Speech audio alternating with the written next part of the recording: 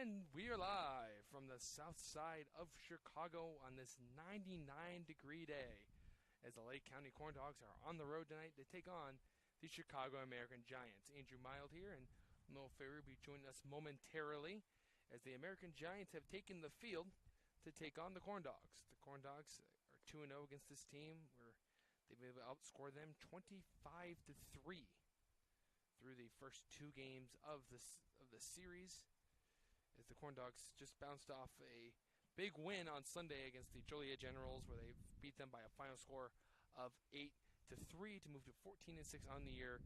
They come in at 10-1 at home, but 4-5 on the road. Let's look at the Purdue Federal Credit Union starting lineup, proud partner of the Lake County Corn Dogs. Batting leadoff out in center field today is Gavin Terry. Scott Hansen will follow up Terry in the second hold, playing third base. Tyler Schultz batting third, playing shortstop. Doug Loden batting cleanup. He's going to be playing second base. Danny Poplava, the five-hitter. He's the designated hitter for this game. Jake Ferry batting sixth out in left field. Matulik in the other corner outfield position in right field. He's going to be batting seventh.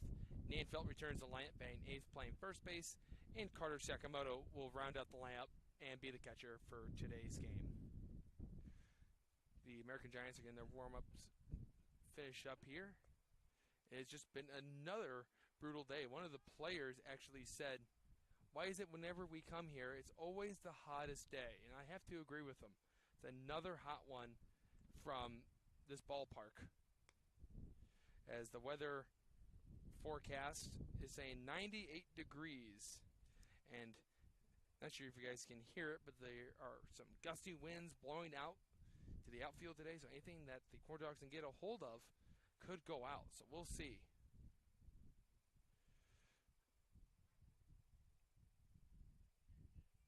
Gavin Terry stepping up to the plate to start off this day.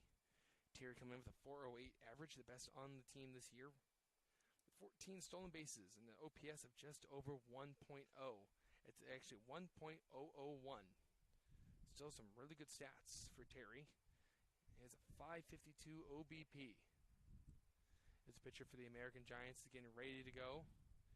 And the first pitch is upstairs. And that's how we start off our day, as we start perfectly at 5 o'clock. It's A.J. White pitching for the American Giants.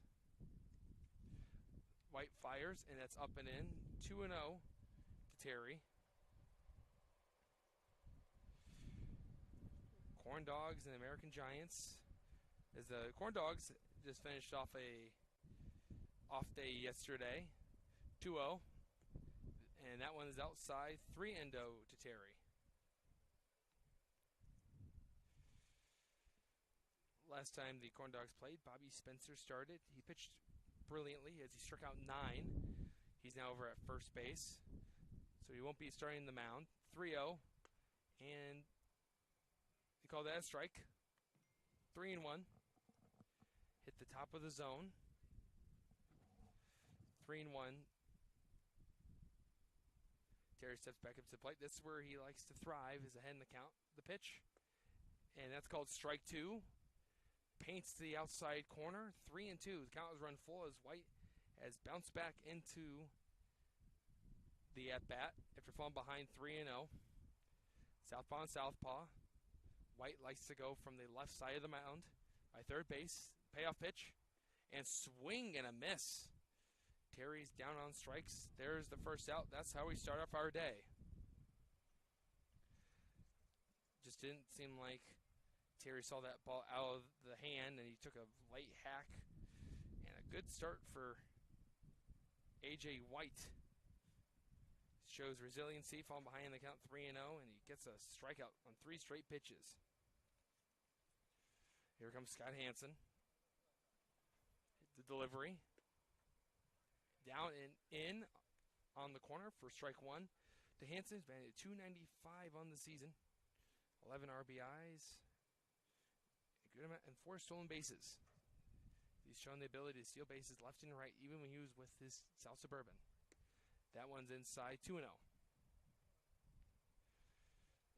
Noel Ferry re-entering our broadcast after finally getting everything straightened out. And Noel, it looks like it should be another fun one here. Definitely. It's hard to tell exactly what to expect from the Chicago American Giants whenever we play them, Swing and a miss. as we see a lot of new guys regularly, and you can check point streak. There's a lot of guys on their roster, and even guys who we don't get too many specifics about them, to the point where two of these players, we're not even sure of their last name. The delivery, the 1-2 pitch.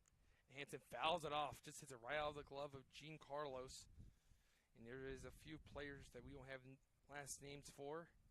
The left fielder is Devin S., and the second baseman is Ethan P. today.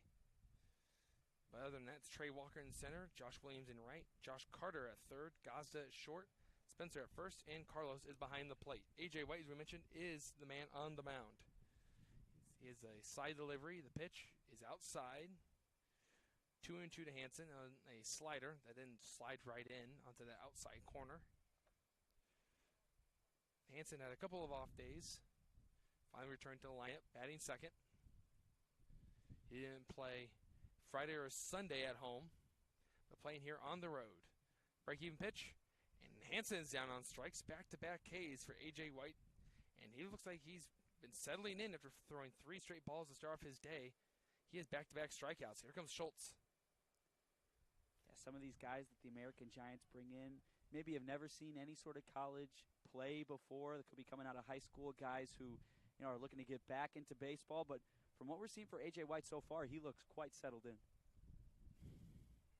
Schultz will now come up. Schultz, this is his 20th game. He's only missed one all year. He's got more at-bats, hits, and runs than any other player on the team. Ball up, 1-0.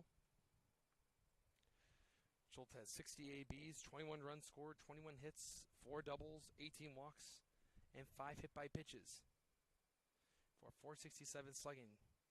The pitch is swung on and missed. Schultz swings through a changeup from White. 1 ball and a strike. There's 2 gone. The bases are empty. Thank you for watching this broadcast of the Lake County Corn Dogs. Know you're staying inside, staying safe, and staying out of the heat. Maybe you're watching the game from a pool. Pitch. That one is a called strike.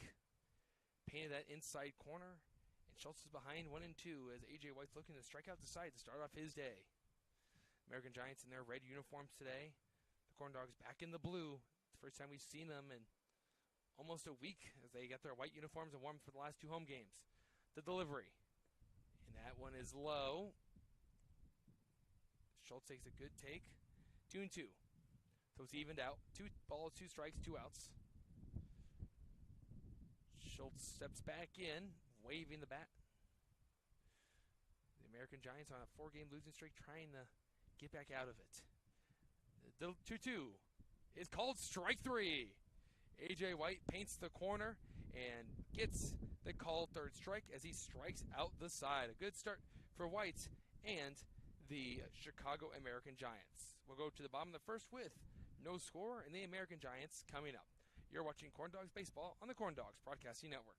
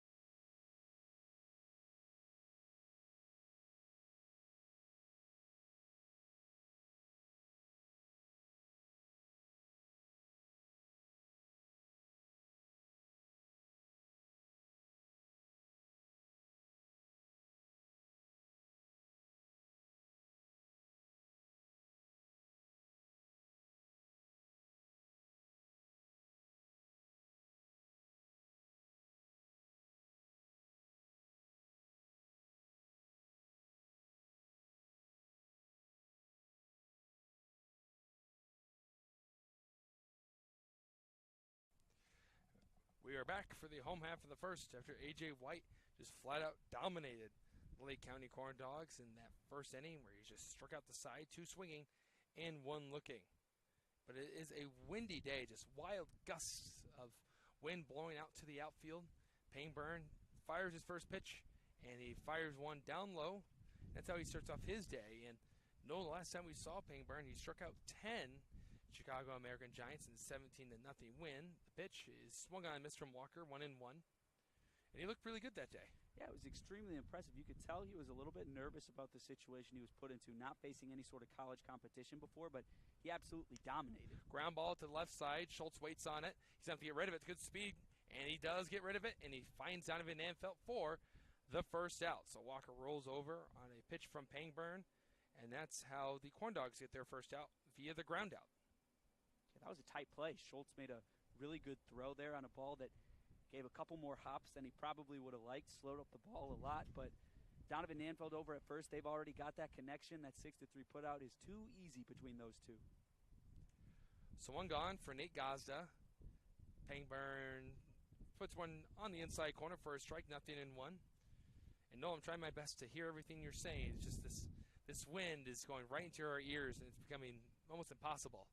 The 0-1 and a light hack from Gazda. He's behind 0-2 to Pangburn. Pangburn's got that good fastball and a nice sharp slider he likes to go to. He had the record for most strikeouts in a game until Frank Plesac broke it 2 days ago. 0-2. And Gazda is down on strikes. Pangburn goes back to the reliable, the fastball, upstairs. Gazda went to the top shelf, came up empty, and there's a strikeout for Pangburn. And it's easy to calculate. That's strikeout number 11 this season. Not in the game, but on the season. That was only the second hitter he's faced. And there's already 2 outs. And usually we like to say how nice it is sometimes. One of the only pros of being in the position we are broadcasting right now, and that is a ball, is being able to get a good angle on a lot of these pitches. If there's a lot of movement, you can see it really easily. But here, we don't really have to worry about that from Pangburn. Pangburn leaves a two-seam fastball upstairs one more time, 2-0. As he gets a lot of people to swing just at the fastball, he likes to go upstairs a lot, and it's proven very effective for him so far. Starts to wind up. The 2-0 pitch is an emergency hack from Carter. It looks like he was trying to hold up there, and he went through, took a pass on it, and it's 2-1. But it looks like, I didn't realize it, but now that we're sitting behind home plate, Pangburn does have some late run on that fastball, inside to righties and away from lefties. Pangburn delivers the 2-1, and he throws it high for ball 3. So Carter is in a hitter-friendly count here, 3-1. Pangburn wasting no time. He delivers a strike, 3-2 now. So we've gotten to a full count to Carter. Carter thought that was ball 4. And then Josh W. is on deck. Payoff pitch, and it's wrapped into left field for a hit. Carter doesn't want the walk. He wants the single. He's hit that one hard. Right past Scott Hansen into left field. And there's our first hit of this game. And here comes Josh Williams. Still very early in the game, obviously, but we've seen 2 hitters now make some pretty decent contact with the pitches that Pangburn is throwing. So we'll see how that affects how he throws the rest of this game. Williams gives a fist bump to the catcher for the Corn Dogs today. It's Sakamoto, Carter Sakamoto behind the plate for the Corn Dogs. Here's the pitch, and that's in the inside corner for a strike. That's a good start to the AB. Paints it on that inside corner, let it work its way back in onto Williams. 0-1. Out of the stretch, the pitch, and that's a strike at the top of the zone, 0-2. Looks like that late two-seam movement was able to let it drop in there. 0-2. Pangburn likes to work quick. He's already looking for his sign. He's set at the belt. Runner at first. Runner's on the move. Pitch. Swing and a miss. They throw it down. It's strike 3 anyway, so it's not going to matter, as Carter was safe, but that's strike 3 in the inning is over. So we've seen 5 strikeouts by both pitchers. 1 single from Carter. He's stranded at first base, even though he's slid in the second. And that's how it ends. We'll go to the second inning with no team putting any runs up on the board. You're watching the Corn Dogs on the Corn Dogs Broadcasting Network.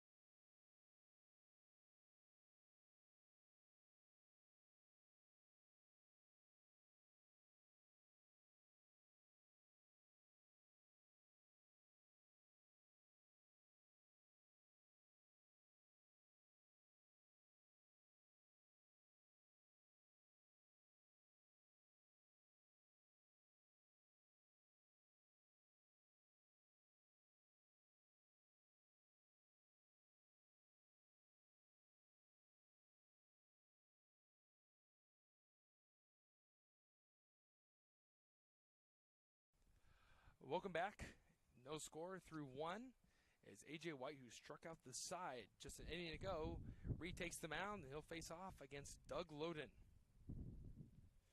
Loden, 2-home run game came against these Chicago American Giants. Of course, that was a week ago in the 17-0 win. And if Doug can get a hold of one here and drive it, the wind may give him some assistance and may see maybe a couple of home runs today from both sides. Both sides have the capability of driving baseballs out of the yard. Today would be a good day to do it. A.J. White, slightly closed stance from the mound. Starts the wind up, and he delivers. And that hits Doug Loden. So that bat didn't take too long, as it was a slider that didn't slide, and it hit Doug Loden on the backside. He'll go over the first base. Yeah, Corn Dogs will definitely take that. They thrive off those free trips to first base, and that brings up Danny Poplava, finally back from injury. And that's one thing, if you're checking point streak, you're keeping up with it, and you're seeing that Danny Poplava is batting a .428 right now. He hasn't had too many at-bats, but obviously in what he has been in so far, he's made a big impact for them. Yeah, 6 hits and 14 ABs for Poplava. He also has a double, 3 walks, and a hit by pitch. White pauses, looking over at Doug Loden. He fires a pitch, and it's a strike. Top of the zone, inside corner, and it'll be an 0-1 count with no outs. For the Corn Dogs, that hit by pitch of Doug Loden makes 30 on the year. They now currently lead the Northern League in that category, which is a good and bad thing, you would say. Guys getting hit, but also getting on base. And that gets past the catcher Carlos, and Doug Loden gets the read, heads over to second base. So the Corn Dogs are the first team to have a runner in scoring position in this game, and the way that White and Pangburn pitched in that first inning, it might be key to score that first run in this game. Let's see if Poplava can deliver in this spot. Corn Dogs against the American Giants this year, batting at .397 against them, with 25 runs scored, 3 doubles, 2 triples, 4 home runs, 13 walks to now 18 strikeouts that came into the game with just 15 Ks through 2 games. One of the games was only 7 innings. The 1-1 is a swing and a miss, 1-2. Good aggressive cut from Poplava, just swung right through it, 1-2. Poplava trying to get his lower back stretched out now. He's wearing the long blue sleeve today that matches the blue uniforms. As the Corn Dogs are the boys in blue again, as they start wearing these blue jerseys on the road and the white jerseys at home. So now you see a mixture of uniforms for the Corn Dogs. White fires the 1-2, and Poplava is down on strikes. 4 strikeouts for A.J. White. And Noel, what have you seen that's really been the effectiveness from this left-hander? So far, he likes to go to the inside, it seems, and guys aren't seeing that too well, and he's got a lot of velocity from what I can tell. Guys just aren't catching up to what he's throwing. Also, that sidearm might be playing an advantage. Yeah, you come from the outside in like that, it's very hard to see at home plate. Usually with pitchers, you always describe at what time, like, pitch is just out, 1-0 the Ferry. When they talk about a pitcher's release point, they always talk about it like the terms of a clock. So if a guy comes over his head, that'd be 12 o'clock. For a lefty like A.J. White, I want to say it's maybe between 3 and 4 that he comes from right there. It's almost perfectly at 3. If you look, his arms are at a 90-degree angle now. That's on the outside corner, just absolutely planted by A.J. White. 1-1 against Ferry. Jake Ferry is batting at .232 with 6 RBIs on the year. He's his bat ready to go. He's a Louisville Slugger. Breaking ball is out, 2-1. So there's a game here on the south side, and right across the street from us, there's this other team playing. I don't know if you ever heard of them, though, the Chicago White Sox. That's how close we are. Sounds familiar, but I'm not quite sure. We are so close to the field that we could get in the car, drive right underneath an overpass, and turn left, and we'd already be there. 2-1. Outside, 3-1. White not happy with that pitch as he did a little spin, and he came off the mound, and it's hitter-friendly to Ferry. Corn Dogs still rocking the white pants. That's one thing that will remain consistent this year. White pants at home, white pants on the road. No, you asked me which one was my favorite, and I have to say that both of them are equally very good, and Macron did a great job putting those uniforms together this season. Well, they really did, and I'm honestly not just saying that. Cut by Ferry, hit to the left side in foul territory. Carter will make the play as he extends his glove hand over his head, and there's 2 outs. Ferry just swung underneath the fastball from A.J. White, and he popped out in foul territory. There's 2 gone now. Hayden Matulik will step up to the plate in a big spot here, a 2-out situation with a runner in scoring position. As again, this wind is just blowing straight into center field, so anything hitting the air is going to add a good amount of distance on it. There's some jet streams that could play in the favor of the hitters today. And we've seen it here that if the wind's blowing in, it could be in the opposite favor, this time for the pitchers, but not today. White fires the first one, and he backdoors Matulik for strike 1. It's a good pitch there. Start of the AB. As we still see the skyline to our left. The L train will make its way behind us a few times here and there. Really makes you feel like you're at a baseball game in Chicago. 0-1. Poplova swings and fouls it off to the right. As they'll go out of play. 0-2. Oh, correction, Matulik. Matulik fouls it off to the right. I don't know why I was saying Poplova. I guess maybe because they're 3-syllable names. Similar in stature, Yeah. I would say. They're both big, strong young men. Big, strong young man. Matulik's behind, nothing in 2 to A.J. White, trying to pick up his 5th strikeout. He looks back to runner to load in. He's getting held on by Ethan P. at second, the pitch. And that is just out. A good take by Matulik. 1 ball and 2 strikes now. Looked like it was the changeup. Matulik was able to let it sink out of the zone, not reach for it. 1 ball and 2 strikes.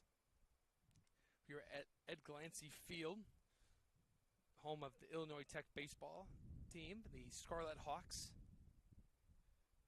They are a Division II school. But for my ad, they're actually a pretty good baseball team. 1 ball, 2 strikes, that's the count. There's 2 outs, runner on second pitch. That's upstairs, 2-2. Matulik didn't have to think about that one twice. A good waste pitch as A.J. White battling Matulik here. It counts 2-2 now. Both pitchers have been very effective through the first inning. Doug Loden left this inning with a hit by pitch. He moved up on a wild pitch, and he's been standing at second base through Poplova and Ferry's at-bats. White with a glove on his chest, looking in from a sign from Carlos, his battery mate today. He's set. And the 2-2. Foul ball. A late swing from Matulik as he just got the top of that baseball. He was able to send it off of home plate and behind the backstop. We'll do 2-2 again. Nice long AB here from Matulik. Trying to see as many pitches as he can from this left-hander and try to get the result he wants. A base hit in the gap, which would allow Doug Loden to score and give the Corn Dogs the upper hand. American Giants and the Corn Dogs pitch. Down low, 3-2. So Matulik has battled back and put this count to the brink. 3-2, 2 outs. Yeah, White's throwing a great game now, lots of strikes, so I appreciate the fight here from Matulik. You might as well extend the at-bat when you've got 2 outs like this and a runner at second. If you can reach, no reason to be swinging at things that you don't think you can hit. Matulik is ready to go. A.J. White's ready to go. The 3-2. And ball 4. Matulik works his way on base, and that's literal as he had the battle. He saw 8 pitches in that at-bat, and now he's standing over at first base. And that will set up Donovan Nanfelt. Nanfelt returns to the lineup as he had the last 2 games off, and why not? The way that the weather was through the first, I want to say, 3 to 4 games, it was just hot. Game after hot game, 95, 99. Remember the game at Legacy Field? Me and Noel were sweating from the booth, and we had the AC on. Pitch to Nanfelt is a swing and a miss, 0-1. Nanfelt on the season is batting at .265, and with 9 walks, he also had a 4 RBI game to win Macron Player of the Game. I want to say that was against the Southland Vikings. count is 0-1. Pitch from White. Gets past the catcher, Carlos, as that was too tight on Nanfeld. He backed away, and it kicks to the backstop. And the Corn Dogs are going to have runners on third and second. So if Nanfeld can pick up a hit, could be 2 runs for the Corn Dogs as they're playing a scrappy young team, the American Giants. 1-1's the count.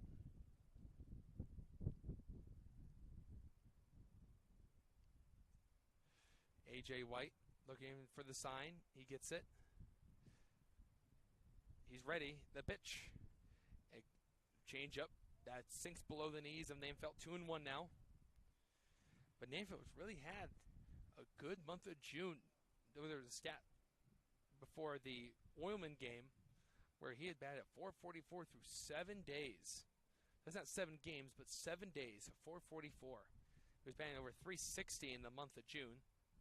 As he hits a chopper back through the middle, crashing his Gasso, throws on the run, and they get Nanfeld on a beautifully played ball by the shortstop as the Corn Dogs strand a pair of runners and do not capitalize on a hit by pitch and a walk. We'll go to the bottom of the second inning with no score. You're watching the Corn Dogs on the Corn Dogs Broadcasting Network.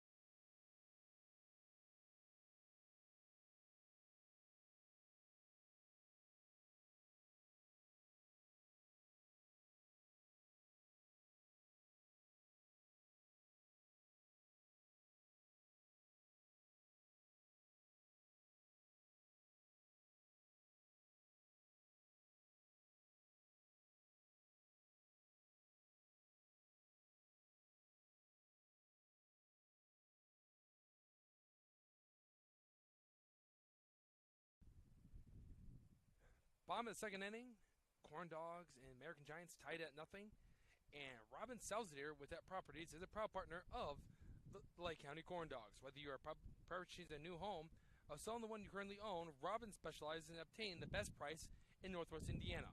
Call her today at 312-671-0034. That's 312-671-0034. And Athletico Physical Therapy is a proud partner of the Lake County Corn Dogs. We treat you, not just your injury. Visit Athletico.com to book your appointment today. That's Athletico.com.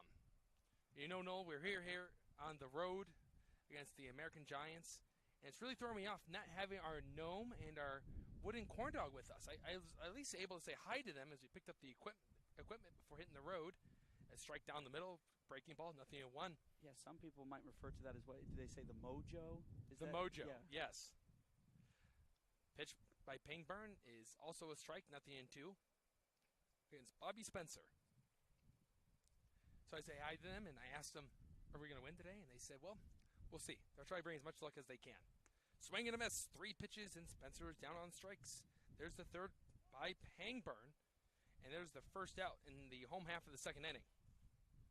Some teams always have that, though. Like, was watching a old clip of the Kansas City Royals that had a praying mantis head into their dugout, and it happened to come back that day and win. So fans started attending Kansas City Royals games wearing masks of a praying mantis, which one is horrifying. A strike to start off this AB to Devin S. 0-1. But 2, really get into the spirit of superstition, which is always well known in baseball. The 0-1 is clobbered into right center field. It's dying quickly, and Terry calls off. Matulik makes the play, and there's 2 quick outs to start the second inning. So a fly up to center and a strikeout swinging. There's 2 outs for Ethan P. Notre Dame has their Play Like a Champion today. Yes. That they all slap on their way out of the tunnel. Well, considering they haven't won a championship since 1988, they really haven't done that. Yeah, might maybe have to switch that. Yeah. Up. Play like a almost champion today. Definitely Strike. Didn't play like a champion in any of the college football playoff games that they've had over the past, Nope. 5 to 10 years. Couple losses to Clemson and Alabama. 0-1. It's shot into right field. Doug Loden leaps and he can't make the grab. That will be a single for Ethan P. As Loden drifted to his left, made a late jump, and couldn't make the play. And because of that, Ethan P. will reach on the second hit for the American Giants today. The other was by Joshua Carter, and Nick Avalos will now get a chance to bat in this inning. I remember the black hat incident that happened for the New York Giants. That was a Monday Night Football game. I don't think they won a game for the rest of the year. Swing and a miss. Well, I mean, I would say the most classic one is, the Billy Goat curse. The Billy Goat curse that happened on the north side here in Chicago. Also had the black hat incident for them at Shea Stadium against the Mets in the 1969 season, where the Cubs were up 12-13 games and end up losing it in the last month to that Mets team that ended up going to the World Series and beating the Baltimore Orioles. That's just outside. Check down the first base, and Ethan P. is in there safely. Count is 1-1. Oh, the curse of the Colonel. Yeah, I don't have too many baseball stories personally. That one is one of my favorites. But that one I do know, and that's about That was a Japanese league team. Yeah, the Hanshin Tigers. Swing and miss a pitch in the dirt, 1-2, a late breaker. It was after they won game, the championship. They threw a statue of Colonel Sanders from a local KFC into the river, their local river, and it wasn't until they retrieved the Colonel out of the river that they saw any success whatsoever as a baseball team after that. This one is shot hard in the left field, but moving in is Jake Ferry. He makes the catch without his cap on. It has to feel good the way that it's hot today, and that's the third out. It's a hard hit ball from Avalos, just happened to find Jake Ferry's glove, and that's the third and final out. Close the book on the second inning, and we'll move on to the third, and when we come back, Noel Ferry will be on the play-by-play for you. You're watching Corn Dogs Baseball on the Corn Dogs Broadcasting Network.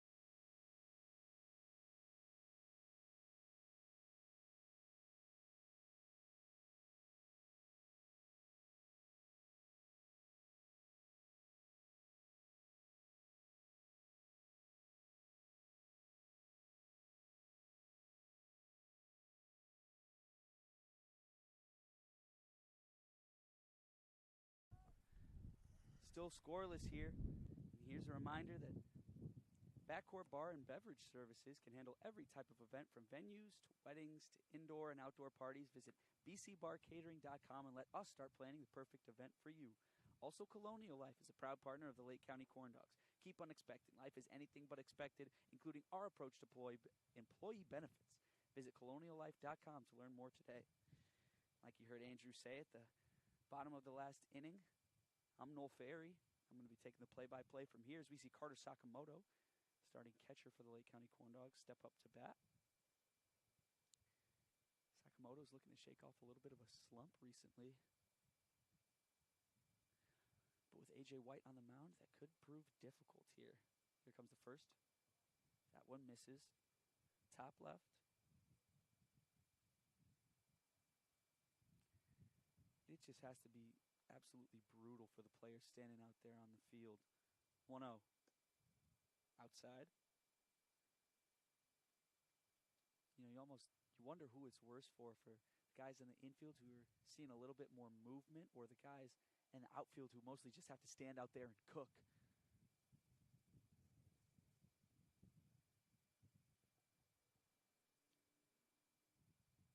But luckily for them, they do call it the Windy City. 2-0. Up high. Ball 3. Hitter-friendly count for Sakamoto. Wouldn't be surprised if we saw a decent cut here for him. We've got a good breeze that's blowing what feels like straight to center field out. So it's perfect conditions for some home runs to be hit. 3-0. Misses outside once again, and that's a 4-pitch walk for Carter Sakamoto to start off this inning. That brings up Gavin Terry. Terry still batting .408 on the year. One of the best hitters in the Northern League. And he's just a really fun player to watch. He always takes great disciplined approaches. One of the best base runners in the league. Still leads the Northern League in stolen bases. And he's a great center fielder. Don't see too many errors from Terry overall. And he can make a spectacular play here and then if he needs to. First pitch. Misses outside once again. That's 5 straight balls from A.J. White.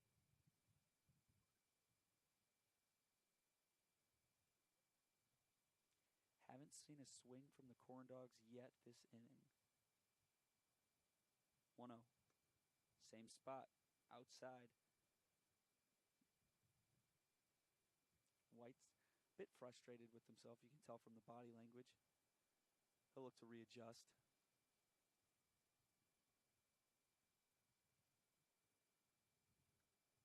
And now with a 2-0 and 6 straight balls being thrown, wouldn't be surprised if we see Terry get the red light on this one. That one's fouled off to the left. Definitely not the case. 2-1.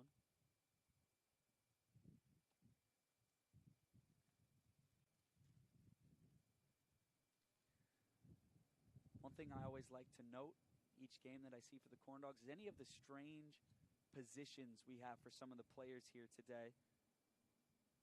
2-1. That one clips Gavin Terry on his right elbow guard, and that will send him to first and Carter Sakamoto to second. And the Corn Dogs definitely have something cooking here in the top of the third. Once again, 3 bases. But like I was saying, one of the strange things we see today is Doug Loden over at second base. It's the first time we're seeing that all season. And it seems like we've got a lot of players on the team who seem like they can do it all, but Doug really is that guy. Another great two-way player we have on the team. First pitch to Hansen. That's just a bit up high. If I'm the Corn Dogs right now, I'm waiting. I see one go right down the middle, and that's the only time I'd ever take a hack. If it's on the corner, there's a good chance I'm leaving the bat up there and trying to get my way on base any way we can. Yeah, only 1 strike thrown so far this inning. 1-0. And that was a one right off the ground of Hansen. They're going to go for the double play, but Hansen is safe at first. Don't even attempt to throw over to first. So that will retire Gavin Terry, but moves Carter Sakamoto over to third. Runners on first and third for Tyler Schultz. This is the Corn Dogs' best opportunity to score today. I like the aggressive approach by Hansen. He's trying to ambush to get a base hit into left, but he just got on top of it, and Schultz struck out looking last time. Now the Corn Dogs are well aware that the strike zone is going to be a little bit larger than what they're used to, but it's reasonably large. Last time we were here, the strike zone was almost as big as the entire backstop.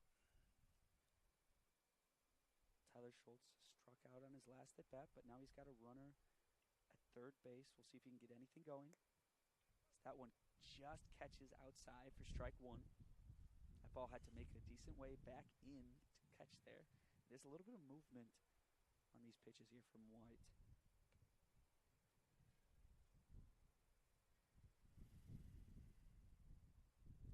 Keep an eye at Hansen over at first. That one's fouled off to the right for Schultz.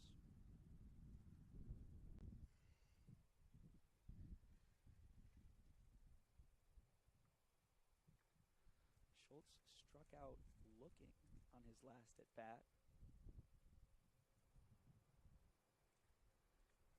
So that one traveled just a bit too far inside for him to like, but it did in fact clip the strike zone, so don't think he wants to do that again. 0-2. That one's fouled straight back, almost playable by me if I wanted to toss down the headset, but I think I'll save my energy. I got it. It's 97 degrees out here in Chicago. Yeah, I just spilled some water on my leg, and I'm not Great. upset about it. No, that one, that definitely feels Just good. one of those days. We were saying that the last time, so we would definitely enjoy a trip to a pool right about now. 0-2. Here it comes. Hansen takes off for second. Throw over to second, takes a bounce, and Hansen is in there easily for a stolen base. Great jump by Hansen right there.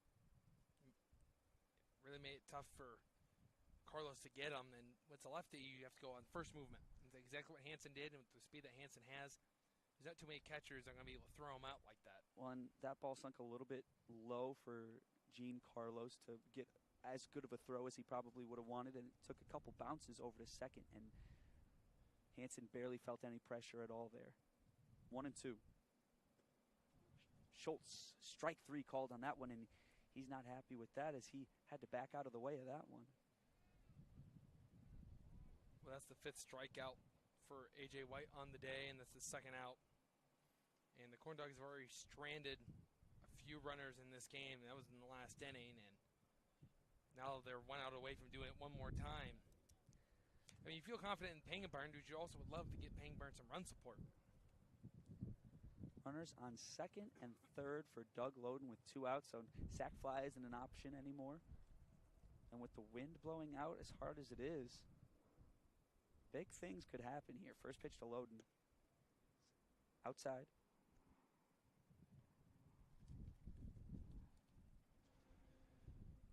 For the Corn Dogs, they would love to get a win today and move into tomorrow against the red-hot Vikings team that's won 5 straight games, and they're now only 2.5 games behind the Corn Dogs in the standings. Yeah, and the Vikings really have been the only team that's been able to consistently beat the Corn Dogs, as that one's right down the middle for strike one. The good news is it's a home game, and the Corn Dogs are undefeated at home against the Vikings, while the Vikings are undefeated at home against the Corn Dogs. So it goes back and forth. You have to wonder who's going to be the first team to give in terms of that, or if it's just going to keep up for the entire rest of the season. 1-1 to Doug.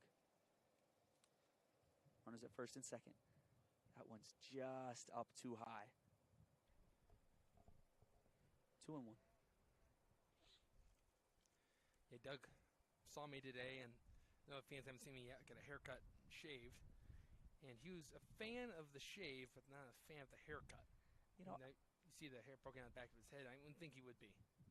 I think for a lot of guys, the first day of a haircut isn't always the best day. 2-1. 2-2. That's strike 2 called. That was a good off-speed pitch that sunk into the zone. I can at least speak for myself. I know whenever I get a haircut on the first day, I definitely don't like what I see. Waiting to fill in a little bit. But I have to say, Andrew, it definitely suits you quite well. 2-2. Up too high, full count. This is a huge pitch here from A.J. White because he could get out of this inning painless with another strikeout onto his resume today, going for 6, I believe. Or Corn Dogs could grab some runs here early in this game, and Pangburn just feels even more comfortable than on the mound. Full count. Runners at second and third. The payoff. Swing and a miss from Loden, and that will end the inning. Still scoreless here after the top of the third. And we'll see you at the bottom after this. Corn Dogs, American Giants, 0-0.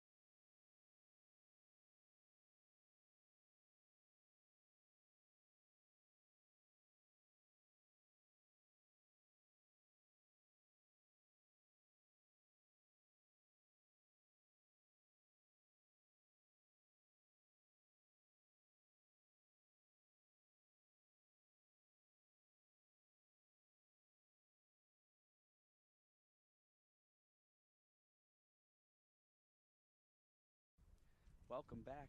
Lake County Corn Dogs here in Chicago against the Chicago American Giants. Still scoreless. Here's a reminder, the Crown Antique Mall is a proud partner of the Lake County Corn Dogs. We offer a unique mix of antiques and collectibles. Visit crownantiquemall.net to view a list of our upcoming market dates. This one brings up Gene Carlos up for the Chicago American Giants. So that was an exciting last inning that ended up being scoreless. Bit of a missed opportunity for the Corn Dogs there, but we're used to seeing them strand runners on base. So that one's too low and outside for ball one from Pangburn. That's really the story of these away games for the Corn Dogs, is just leaving runners on base. I don't know how many more times I can say it. That one finds right down the middle for strike one. There is a significant decrease in offensive stats once you compare home and road stats. 1-1. That's one. Got a good piece of that. Back goes Matulik. And that goes off the wall into the glove of Terry. He's going for second, but the throw over might contest it, but it wasn't on the ropes for Terry. And there's a leadoff double for Gene Carlos. Good swing from Carlos. He hit the ball hard, and once you put it in the air today, as we mentioned, that wind is going to carry it, and that it did, and he hit off the bottom of the wall. Terry made a nice strong throw, but it was just offline, and American Giants may be able to capitalize and take the lead. Well, you can tell from the shadows that the sun is shining right into the eyes of those guys all over and right. And so that throw from Terry is the first pitch to Trey Walker is a bunt attempt that's fouled off. They're all dealing with the sun out there, so when Terry went to throw that ball, he most likely was looking straight into the sun, and it was a little bit off to the left of Tyler Schultz. That most likely, if it had been on target, there could have been a play there at second base, but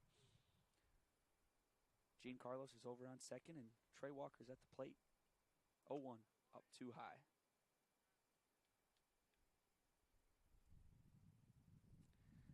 And one of the, I guess you would say, challenges of this field is that high right field fence. That one's way up and inside for ball two. Because even if that ball had been hit a little bit harder, and in a lot of fields it would have gone for a home run, that right field fence would have 100% caught that. 2-1. Swing and a miss from Walker.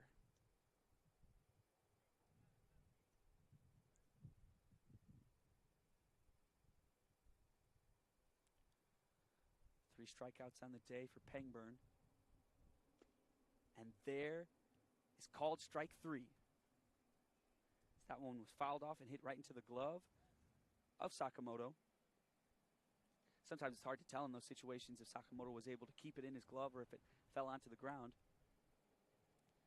But there's Pangburn's fourth on the day, and he's looking to pick up right where he left off, and so far he's doing it. First pitch to Gazda is another big cut.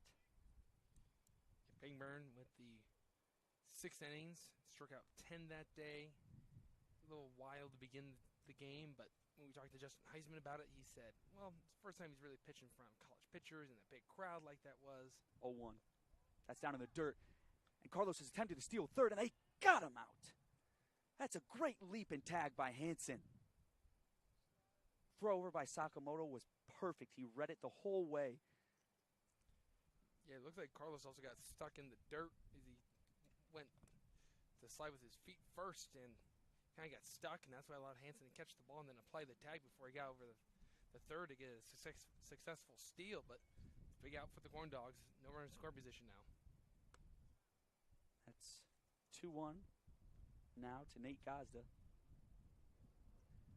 Wasn't too great of a leadoff there from Gene Carlos from second. 2-1. That's strike two called.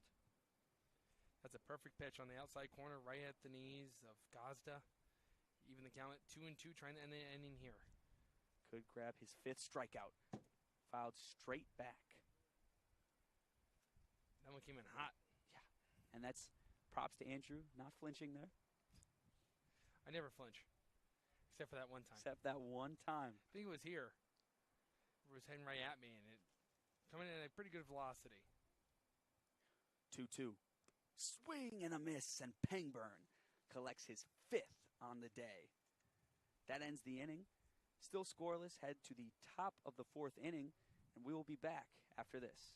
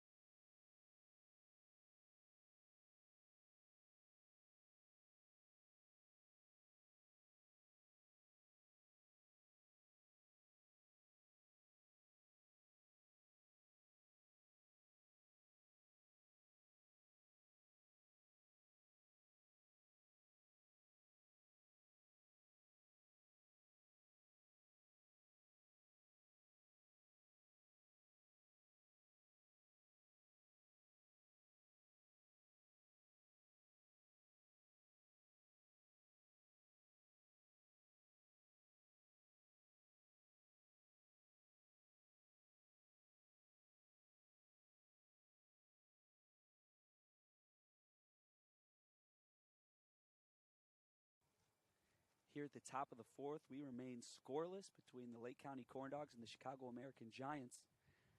And Dining Solutions at Wicker Park is the answer to your catering needs. Whether you have 50 or 400 guests, we can accommodate any type of occasion. Call us today at 219-923-3830 and let us help customize your next special event.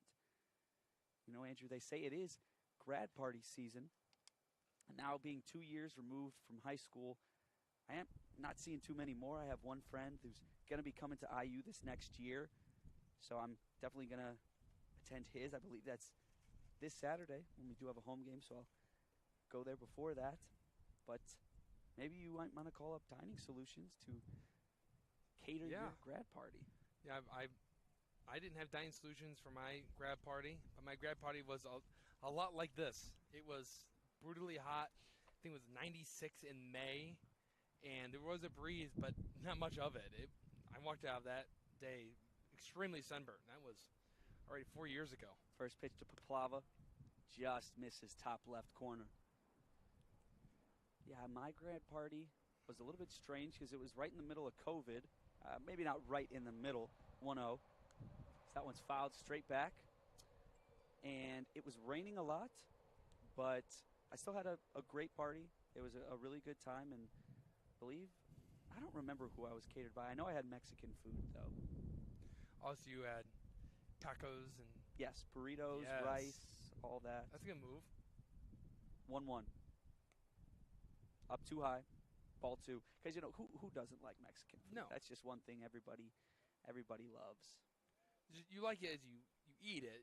You don't like it later. Exactly. Some people know what I'm talking about. A.J. White's still on. He delivers the 2-1 as that one's crushed into left, but underneath is Nate Gazda, and he makes the out.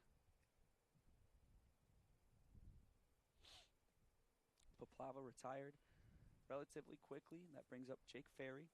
Corn Dogs still looking to string together the right amount of hits here to get something going.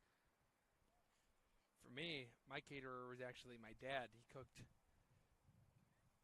barbecue pork sandwiches. Wow. He smoked them. If you ask him nicely, he might actually do it again. Jake Ferry, that one is crushed into right, and that is going to be gone for Jake Ferry. A quick home run, and the wind is blowing out. Jake Ferry takes his victory lap, and everybody in the park knew it as soon as that contact was made. Josh Williams didn't even try to go back. Jake Ferry shows off the power, and here he comes. Well, the swing of the bat from Jake Ferry. He saw an inside fastball. He turned on it, and he bat flipped on the way over the first base.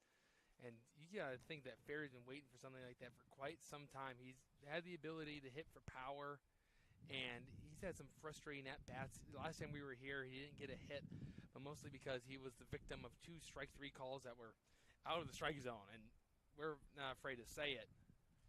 Hayden Matulik sees his first, and that's strike 1 called. But for him, that's got to feel really good because he's been working a long time to get a hit like that, and hopefully there's plenty more of those to come. As now he's the 6th Corn Dog to hit a home run this year. 0-1 to Matulik.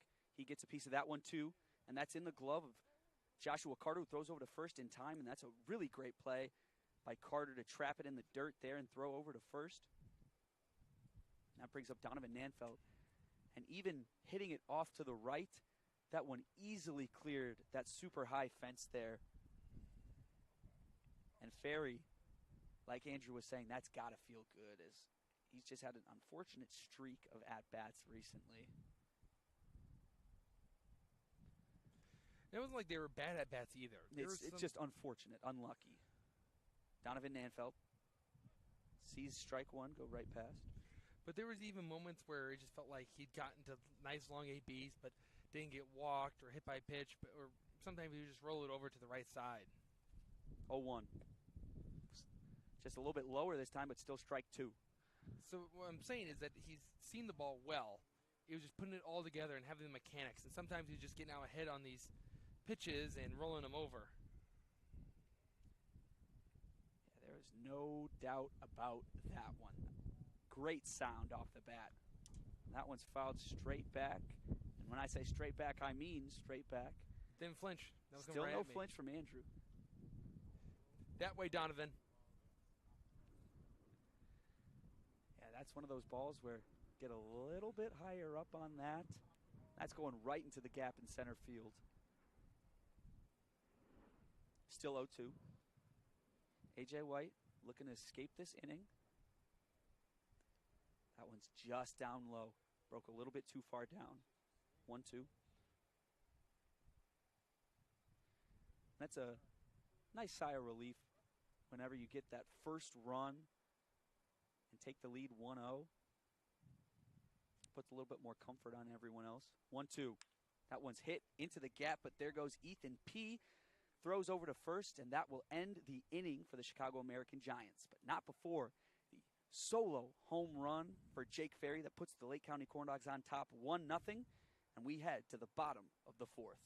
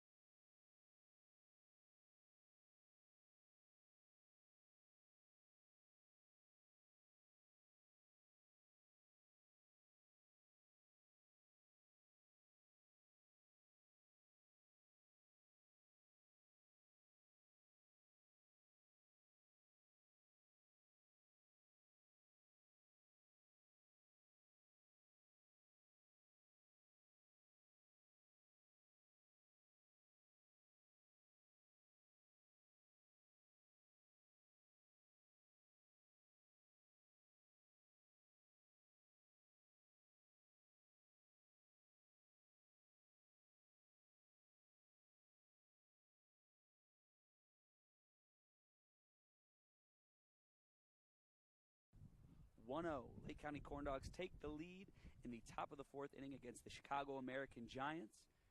And Diversified Marketing Strategies is a full-service marketing agency that specializes in all forms of media and advertising. Are you ready to start a project with DMS? Visit us at thinkdiversified.com. After that absolute bomb by Jake Ferry, we see Joshua Carter come up for the Chicago American Giants to take a huge hack at first pitch from Connor Pangburn, who's thrown a lot of first pitch strikes here today. And that's kept him cool, calm, and collected. 0-1. Similar spot, but no swing there. 1-1.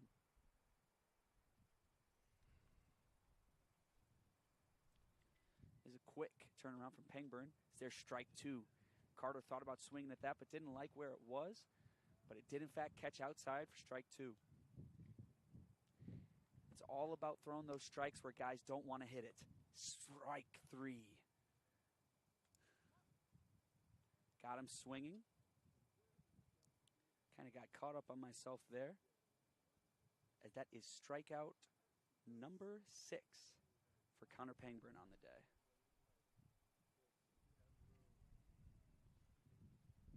Pangburn is absolutely mowing them down today.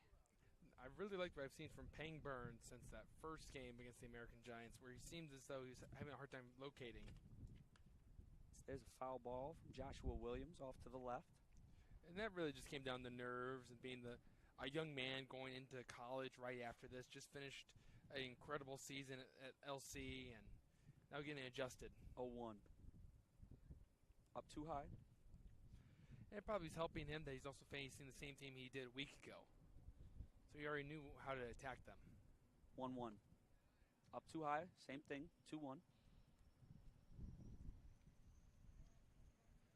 Yeah, definitely like to see Pangburn against some of the other teams here. 2-1. That one fouled off to the same spot, off to the left. 2-2. Some of the best hitters in the league you see on the Panthers and especially the Vikings, especially the red-hot Vikings right now.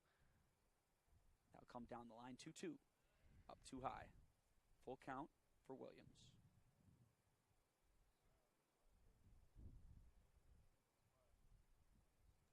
Williams batting a .333 on the year, but there's strike 3 called. Pangburn grabs his 7th, and there are 2 outs in this bottom of the 4th. Well, I think Connor Pangburn is trying to reclaim his title as most strikeouts in the game. He's already up to 7 through 3 2/3 innings, and he's right on track to try and surpass Frank Plesac, who had 11. First pitch to Bobby Spencer. That's up too high, ball 1. Well, in terms of the strikeout title this year, it started off with Bryce Schaum throwing 9 in the first home game of the year. That was time called, I believe. Time was called, yes. And then it was Frank Plesac in the next home game where he tied that record. So that's down too low, ball 2. Then a couple weeks go by and Connor Pangburn comes up and breaks the record with 10 strikeouts. 2-0. That one's off to the left and down. 3-0. And then it was Frank Plesac once again who grabbed the record in a previous game with 11. And now Pangburn, 5 strikeouts away. He's looking at it. 3-0. That's fouled. Up high. 3-1. He's going to need to fight back here if he wants to grab it here.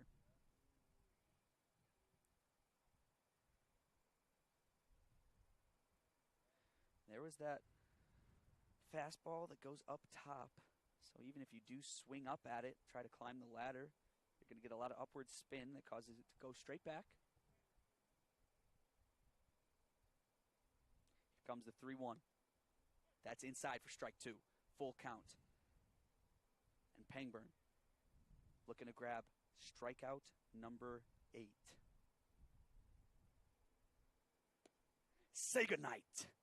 Strikeout number 8 on the day for Connor Pangburn. And we head to the top of the 5th.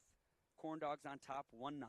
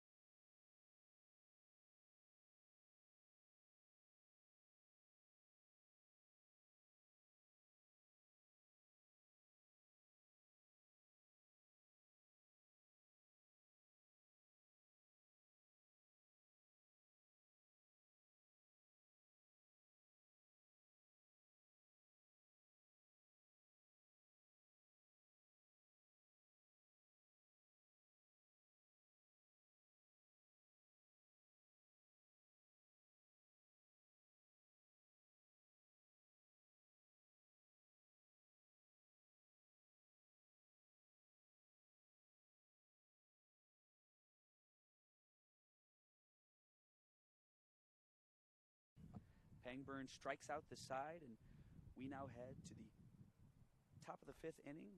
And I'm Noel Ferry, sending it off to Andrew Mild for your play-by-play. Thanks, Noel. And the Great Lakes Sports Hub is the official training facility of the Lake County Corn Dogs, not just another dome. And the Horizon Bank is also a proud partner of the Lake County Corn Dogs. We provide online conveniences that support innovative solutions for your personal, commercial, and mortgage banking needs, as well as wealth and investment services. Visit horizonbank.com to learn more today. That's horizonbank.com. As we'll start this inning off with Carter Sakamoto. Top of the 5th, Corn Dogs up 1. As Noel, you almost have called it perfectly through the first 4 innings before we stepped into the booth. 1-0 down low.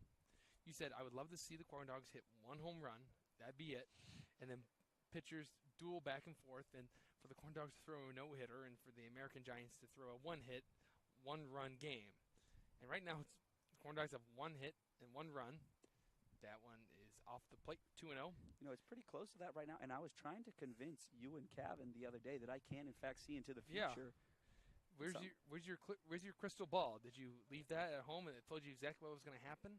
The pitch, and it's off the glove and punched behind us. And it's 3-0 now. And I say punched because Carlos stuck his glove up at the last moment and was able to send it back to the netting. And Sakamoto, who already worked a walk in his last at-bat in the third, is one ball out of the strike zone away from going 0 for 0 through the first 5. Pitch. And that's a strike called on the inside corner. 3-1. Sakamoto at 115 average with 7 walks, 7 strikeouts. 3-1 offering. That one is ball 4. That one ran inside on Sakamoto. He's 0 for 0 on the day. He's reached twice, and he's on board with a 5-pitch walk. Now bring us back to the top of this lineup with Gavin Terry. Gavin Terry playing center field today, as always. Going to go up to bat with the sunglasses on. One thing I could never do as a player is wear sunglasses while batting. I don't know what it was. Maybe I was just afraid that if one ran in tight on me, I'd get glass up in the eyes. And this one is crushed into right field. Williams going back. He's looking up and punch a ticket for a 2-run Cowhide joyride. Gavin Terry leaves the yard, and the Corn Dogs are up 3-0.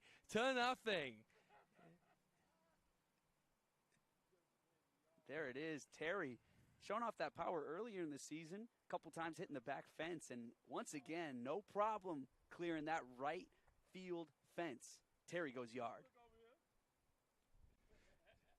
As Gavin Terry saw an inside fastball, turned on it, and once again, it's the wind and the short porch it is in right field. It's only 270, but if you hit the baseball high enough in this jet stream, it's going to carry it over the fence. But Terry did hit it more into right center field, so I'd say maybe that ball went around maybe 320 today, 320, 330. It was a good hit. It counts as a home run nonetheless. 2-run score. Pitch to Hansen. It drops in for a strike. A changeup from A.J. White. 0-1. So Corn Dogs have 2 hits, and both of them are home runs. The 0-1 deal. Outside corner, strike 2. And that's one way to get productive, is just hit a couple of home runs. Yeah, I don't even really know what you call that in terms of, they say a perfect game where you don't let anybody on base, but when your only hits are home runs, that seems like a perfect game to me. 0-2 to Hansen. Here comes A.J. White. A.J. White delivers one down low. 1-2 is now the count to Hansen. Hansen is 0-2 with a strikeout and a fielder's choice, but a stolen base. Corn Dogs now up 3-0.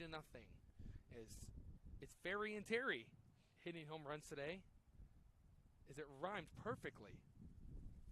Hansen swings through a fastball. He's down on strikes for the second time today. And that strikeout for A.J. White there is now his 7th on the day, as he's been effective, just been ambushed a few times by some Corn Dog hitters, and they've left the yard. Schultz now up. The Corn Dogs have now hit, count this up, 6 home runs against the American Giants. 4 of them in Game 1 at home, and now 2 today. They only had 6 heading into today, so 6 of 8 home runs are against the American Giants, as Schultz skins one into center field. It's going back. It'll drop and hit the fence. It's picked up by Trey Walker, and Tyler Schultz is going to cruise into second base with a long stand-up double.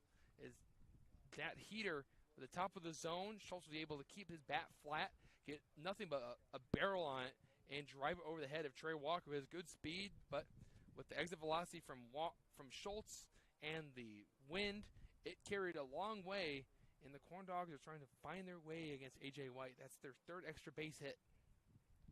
Well, we've talked about it before at this field, how deep it is in center field back there compared to a lot of other stadiums in the Northern League. There seems to be a divot. The way that it's cut out. Doug Loden takes a big cut as he tries to join the hit parade here in the 5th inning. 0-1. Loden has had a fair amount of extra base hits this season. He had a double against the Generals in the doubleheader, another one against the Generals on Sunday. Then he smoked 2 home runs against the American Giants. Doug Loden steps back in, and there comes the pitch to him, and that one is outside. 1-1 to Loden. So Gavin Terry, the transfer from Western Illinois to a school that he's looking for, trying to bring him in. He's a good player. He's showing off his power today. He's had the ability to show the power, but he likes to go deep in the counts and single the opposite way, but get on base any way he can. And now Loden skies one in the right field, and this one looks like he's going to have a chance of going out. Williams is looking back, and this one is going to be another two-run cowhide joyride. And Doug Loden now has his third home run on the year, the second in this inning, and the Corn Dogs are up 5-0. Hit that home run button one more time. Loden points back at his dugout. Now it's only customary as Loden grabs his third on the year and his third against the Chicago American Giants. Third home run in the game for the Corn Dogs. All three of them are sent beyond that short portion in right field as Loden has the strength, but when you add Doug Loden's strength and the velocity of A.J. White and the wind, 1 + 2 + 1 + 2 = 3, and it ends up a home run, and Corn Dogs up 5-0. This wind is really something here today. Poplava takes one for a strike, 0-1, and this wind has been extremely effective. You've seen it if you're a Cubs or a Sox fan and you watch them play in Chicago. When the wind blows out, anything goes. Anyone can homer on that given day. The wind-up, the delivery, down low to Poplava, 1-1. Well, especially with that hit by Loden, as that one was hit pretty straight up. Yes. Into the air. I mean, usually on a normal day, that one's a pretty easy pop-up out, but that carried so far. I didn't even see where that ball went. I'm not sure either. Down in the dirt, 2-1. The only way I was able to tell it was a home run was, one, Josh Williams didn't even make an attempt. He's standing right on the warning track, it seems, because it is short. And the fact that Doug Loden was celebrating as he ran around the bases. So that was that, too. But the way that one was hit, there was going to be one of two results. It was either going to go over the wall or two was going to be caught by Williams. 2-1 offering. Strike called. Painted on the black outside half. 2 balls and 2 strikes. Starting to get to practice our home run calls today, Noel. We've seen 3 on the day, the 9th on the year for the Corn Dogs, the 3rd for Doug Loden, who continues to lead the Northern League in home runs. 2-2. Poplava goes the opposite way. It's slicing out of play as it just misses the chalk down the first base line. And Poplava turns and was wondering why he didn't get any wind assistance on that one. 2-2. Well, for A.J. White, he's right behind Pangburn here. He's got 7 strikeouts on the day versus Pangburn's 8. It really is just the difference that there have been 3 home runs hit by the Corn Dogs today. It's not pitching a bad game by any means, no. But when you catch these balls today, it seems like they're just going to go out. If you're a lefty hitter coming into the ballpark, you had to be smiling ear to ear. 2-2. Poplava hits one off the end and almost gets Jake Ferry, who is one of 3 Corn Dogs to homer today. All of them have been lefties, too. So that's a fair note. Jake Ferry, Gavin Terry, and Doug Loden. So Doug Loden, on purpose, I think, eliminates the perfect rhyme that the Corn Dogs had in the home run box score. It's hard to tell exactly where the wind is blowing right now. From what I can tell from these wind turbines we have over here, they are blowing out to right, it looks like. Break-even pitch again. And it's going into center field. It drops in for a hit. The Corn Dogs pick up another hit in this inning. That is now the 4th hit in the last 5 hitters for the Corn Dogs, and that's 3 straight hits. Because all they need now is a triple to hit for the cycle in this inning. The double from Schultz, the home run from Loden and from Terry, and the single from Poplava. Jake Ferry hit the no-doubter. And you already know that Jake Ferry may go onto this broadcast after the game and get that bat flip. We had a perfect angle of it as he went down the first base line and sent his bat soaring through the air. Upstairs to Ferry 1-0. I'm surprised his bat didn't carry out when they flipped it into the air the way the wind has been just gusting into right field. As Ferry's changed the bat. He had a different bat for a while. It was a light colored bat towards the top with blue markings all over. They'd been using for a while, but now he's swinging a all-black Louisville Slugger. Pitch, and Ferry corkscrews this one to the left as it goes in every which direction but stays in foul territory, 1-1. On those, you got to be careful, but this grass is a little bit thicker today. We've seen a couple of ground balls that were smoked, but just hold up for the fielder to make a play. And for Donovan Nanfelt, who's in the hole right now for the Corn Dogs, hit a hard grounder to the right side. And Nanfelt's a stronger guy, and it made a nice loud sound. But it just, as it left the bat and hit the grass, it just seemed to have died on its way over the second base and made an easy play for Ethan P. Runner on first base, the pitch, it's a called strike. 1 ball and 2 strikes now to Jake Ferry. Ferry steps out, readjusts the batting gloves. They're all blue. Looks at the barrel, and he's ready to go. One of 2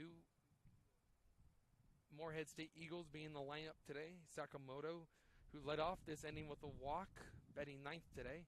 1-2. That one is outside, breaking ball. Good take, 2-2. And for A.J. White, you got to feel for him. It's been a long inning in this heat. And it's not like he's pitching bad. It's just that the wind has been assisting the Corn Dogs. The Corn Dogs are just letting the launch angle do the work, and then the wind carrying the baseball. Ferry might have been a home run in most ballparks in this league. 2 balls, 2 strikes, 2 outs. The pitch. And that's down in the way. 3-2. Actually, just 1 out. Got excited with all the 2s. Excited about the 2 home runs that have been hit this inning. It's now full. Yeah, I like that stop sign from Ferry there, as that one was low and outside. It's easy to chase those kind of pitches. Especially the lefty on lefty. Count has reached the brink. The pitch. And Ferry cuts at it. Hits it out of play. We'll do 3-2 again. Corn Dogs lead the Northern League at 14-6. And the American Giants are 3-11-1 as they've had a couple of rough games as of late. They played Southland here a week ago when they were up 10-6 going into the 7th inning, and the sun was starting to set. And the Vikings had 1 shot in the bottom of the 7th inning.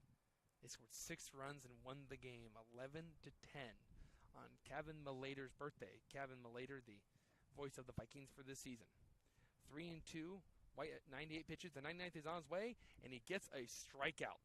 It was fouled into the glove of Gene Carlos. Ferry took a big cut, tried to protect on the inside corner, but just got underneath it. And there's the 8th strikeout for White, and that's the 2nd out of this inning. Hayden Matulik will now try his shot at possibly the last hitter for White today, as he'll be throwing pitch number 100 to start off this at bat. As there was a red jersey warming up down the left field line.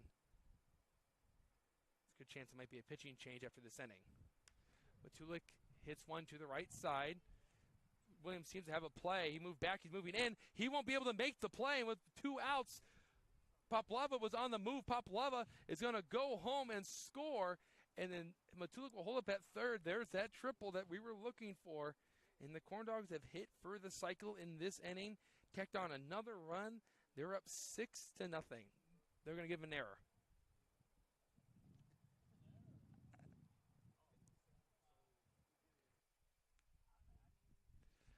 And they're going to make a pitching change now, as it was a long inning for A.J. White.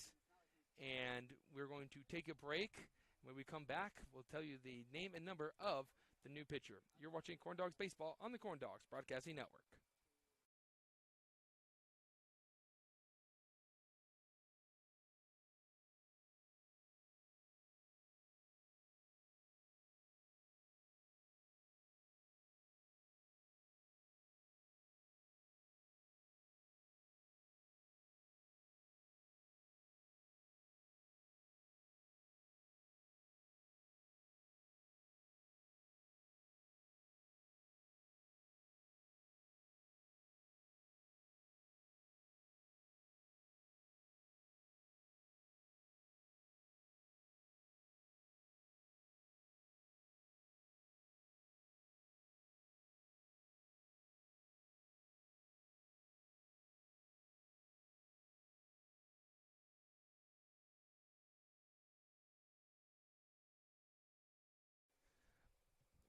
White still on the mound. Thought there was a pitching change as there was a new player that came out, but maybe it's a new right fielder that we looked past. The infield still at the plate. 0-1 is on the inside corner one more time. Nothing in 2. It does look like Williams is out of the game. He's not playing right field anymore after the play. We marked that down as an E9. So it's an unearned run towards A.J. White. Try to figure out who that new right fielder is. Counts 0-2 to Nanfelt. 0-2 pitch. It's called strike 3. It dropped in. Nanfelt's down on strikes, and that is the 9th strikeout for A.J. White. But the Corn Dogs tack on 5 runs from 2 home runs, a double, and they score off 1 E9. We go to the bottom of the 5th with the Corn Dogs up 6-0. You're watching Corn Dogs Baseball on the Corn Dogs Broadcasting Network.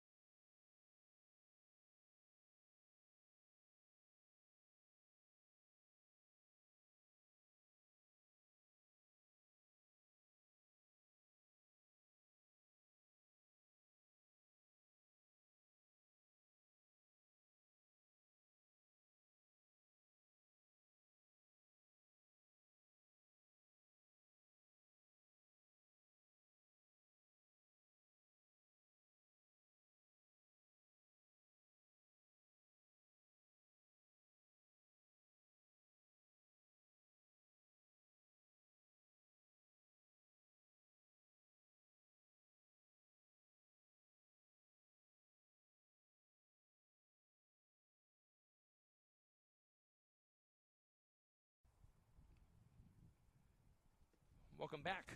It was a fun top of the 5th for the Corn Dogs as they scored 5 runs on 4 hits and 1 error, so only 4 runs were charged to White. 1 was unearned due to the error from Josh Williams. An International Brotherhood of Electrical Workers, IBEW Local 697, is a proud partner of the Lake County Corn Dogs. As one, we are limited, but as a group, we are strong.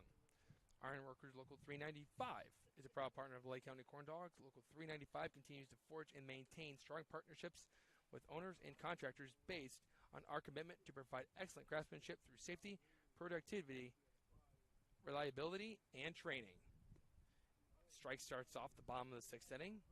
As due up for the American Giants is Devin S., Ethan P., and Nick Avalos, who's the DH. 0-1. Hit to the left side. It's stopped, and they're going to say catcher interference. They're going to call that a catcher's interference on Carter Sakamoto. So that goes down as an E2, but not go towards Devin S.'s average at all because it's not his fault that he hit the glove. He'll get first base. So that's why the play was called dead after the ball had been hit to Scott Hansen on the left side. And that grass played another factor there that stopped the ball and then shot another direction as Hansen tried to lay out for it. Free base to start the inning for the American Giants, and the strike starts off the at-bat to Ethan P. Fastball, top of the zone, inside corner, nothing in 1. Check over the first base. Corn Dogs now up 6-0 now as they're trying to pick up their 3rd win against these American Giants and win 2 straight games before playing tomorrow's game at home. Called strike 2. Planned on the outside corner right at the knees, and Pangburn is ahead. Pangburn's at 8 strikeouts. Record's 10. The record is 11. Pangburn had it at 10, but it was shattered 2 days ago. Upstairs, ball 1. There was a waste pitch there to try to set up the next one. So going ahead 0-2. You're more than willing to throw it out of the zone and see if you can get a swing and a miss. Didn't get it there. Good take from Ethan P. The pitch, just low. Good pitch by Pangburn. He just missed. Well, that's as close as you're going to get. If you can believe it, Andrew, A.J. White actually has more strikeouts right now than Connor Pangburn today with 9, and Pangburn has 8. It's just those 3 home runs obviously proved to be a difference. Yeah, it's been the difference right now. Mother Nature really playing a factor in today's game. And it's fouled straight back, right over our heads. We'll do the break-even pitch again to P, who is 1-for-1 with a single back in the second inning. Corn Dogs and American Giants on the south side of Chicago, right across the street from Guaranteed Rate Field. The Sox will be playing the Blue Jays tonight. Some fans may be able to turn around and go to the game. Another foul ball. Ethan P. put up a good battle against Connor Pangburn. This will be the 7th pitch he sees in this at-bat. Continues to foul off some good pitches, trying to get on base any way he can and start a rally for the American Giants. Break even. Called strike 3. Perfectly placed slider on the outside corner. That is strikeout number 9 for Pangburn, matching A.J. White for strikeouts today. So it's 18 for both teams. And Pangburn's getting closer and closer to setting a new record, or at least even tying it. He could tie it here if he gets the next 2 hitters. He'll face Avalos and Carlos. As Avalos lined up to left in his last at-bat. Is it held up just long enough for Jake Ferry to run in and make the play. Pangburn set at the belt, flips over the first base. Nanfelt brings it in. Nanfelt's one of those rare breeds of players that is opposite-handed when it comes to how he throws and how he bats. Fastball right through the strike zone and swung out and missed 0-1. So Nanfelt throws lefty but bats righty. And what's common is to bat lefty but throw righty. Foul ball to the right. Just was able to stay in the ballpark as it hit the top corner of the net. 0-2. As I was one of those players that threw right and bat left, but also think of Ted Williams, the last player to bat over 400. Trying to think of another 0-2. That one is outside 1-2. Well, in a debate that I've seen about that instance before is that when you bat opposite of your dominant hand, you're actually and a swing and a miss, and that is the 3rd strike. 10 now on the day for Pangburn. He is mowing through this Giants lineup today. He's just been virtually unhittable. And Gene Carlos will now come up. We're just going to wait for him to get his shin guards off and head over to the plate. The argument is that when you're batting opposite, you have your dominant hand in front and you're pulling the bat with the dominant hand as opposed to, the natural batting stance, giving you more power. But, that really only applies to the power of your swing, not necessarily how well you can hit the ball. Well, I think that's an instance for Robinson Cano. And another first pitch strike from Pangburn. He's been doing that to a lot of hitters tonight. A good percentage of these at-bats, he's seen first pitch strikes. But Robinson Cano had to work on a drill where he put an L screen up and he tried to keep the bat behind him so he wouldn't have to keep pulling his hand through, as that one is sprayed off to the right and out of play. 0-2. Pangburn's 1 strike away from tying the record before the 6th inning. He's at 10. He's trying to get 11. But yeah, I've heard that one. As Ted Williams said, he probably could have been a better hitter if he was just a righty. The 0-2. That's up and in. The slider that did not slide. Pangburn didn't get around it. He left it up and in. 1-2 now. Sun is going to stay up for a long time today, as we realize today is the summer solstice, the longest day of the year. Sun won't set till later today. The pitch. Swing and a miss. Connor Pangburn, have a day. You now have 11 strikeouts. You have tied the record and will have a chance to go for it in the 6th inning. That's where we're moving to with the Corn Dogs up 6-0. You're watching the Corn Dogs on the Corn Dogs Broadcasting Network.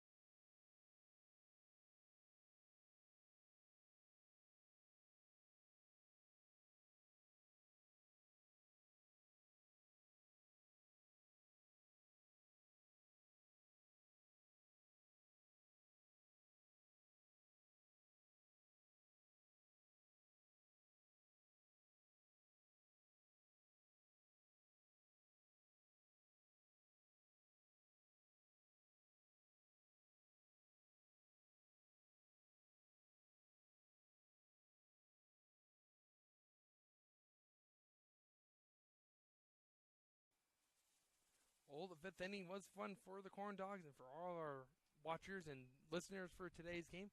We thank for having you. Good audience on hand for this game, and the Corn Dogs have been sending a lot of runners home as they've clobbered 3 home runs and hit a couple of doubles and a single. And DeAndre Edwards, coming in, and every pitching change this season is brought to you by IBEW Local 697, proud partner of the Lake County Corn Dogs.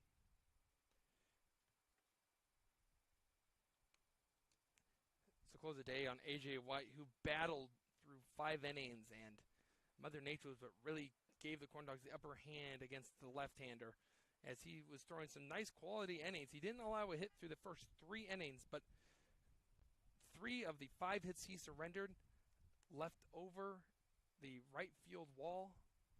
And the Corn Dogs are up 6-0 as Carter Sakamoto and Justin Heisman walk by our camera, getting set for this 6th inning of play. As we're getting set, Ivy Tech Lake County is a proud partner of Lake County Corn Dogs. Ivy Tech, higher education that's built around you, serving all Lake County with locations in Crown Point, East Chicago, and Gary. Visit ivytech.edu/Lake County to sign up today. That's ivytech.edu/Lake County. Top of the 6th inning. Corn Dogs just had a thrilling 5th inning, where the Corn Dogs scored 5 runs on 2 home runs, and Connor Pangburn struck out the side for the 2nd consecutive inning, tying Frank Plezak for the most strikeouts in a game with 11. He's only up to 78 pitches. First pitch from DeAndre Edwards misses outside, 1-0 to Sakamoto, who is 0 for 0 with 2 walks, and he scored on the Gavin Terry home run where he was standing on first base, and they got to come all the way around and touch home plate because the ball had sailed over the wall. 1-0, pitch, called strike, pins that outside corner. Sakamoto doesn't like the call. 1-1 is now the count. Corn Dogs in the blue, American Giants in the red. Sakamoto steps back up to the plate, pitch, and that one is just off the plate, 2-1. Well, no, yesterday the Corn Dogs had their 2nd off day in 3 days. It seemed like Austin Ridgway, who's not here today, get to have a pool party. What did you do? Well, I did what anyone in Northwest Indiana loves to do. Swing and a miss. Big cut from Sakamoto. Missed the hanging slider, 2-2. And that's to take a trip to the Lighthouse Outlet Mall in Michigan City. Okay. Not too far from here. No, I actually picked up a pair of shoes. I've said before I'm a shoe guy, but I'm not really looking to spend too much money nowadays. But it was a great deal, $37 for a brand new pair of shoes. Break even. Sakamoto fouls it off at the plate. We'll do another break even pitch. Me, myself, I went out to the pool, put the mini Golden Doodle in the mini pool. Yeah.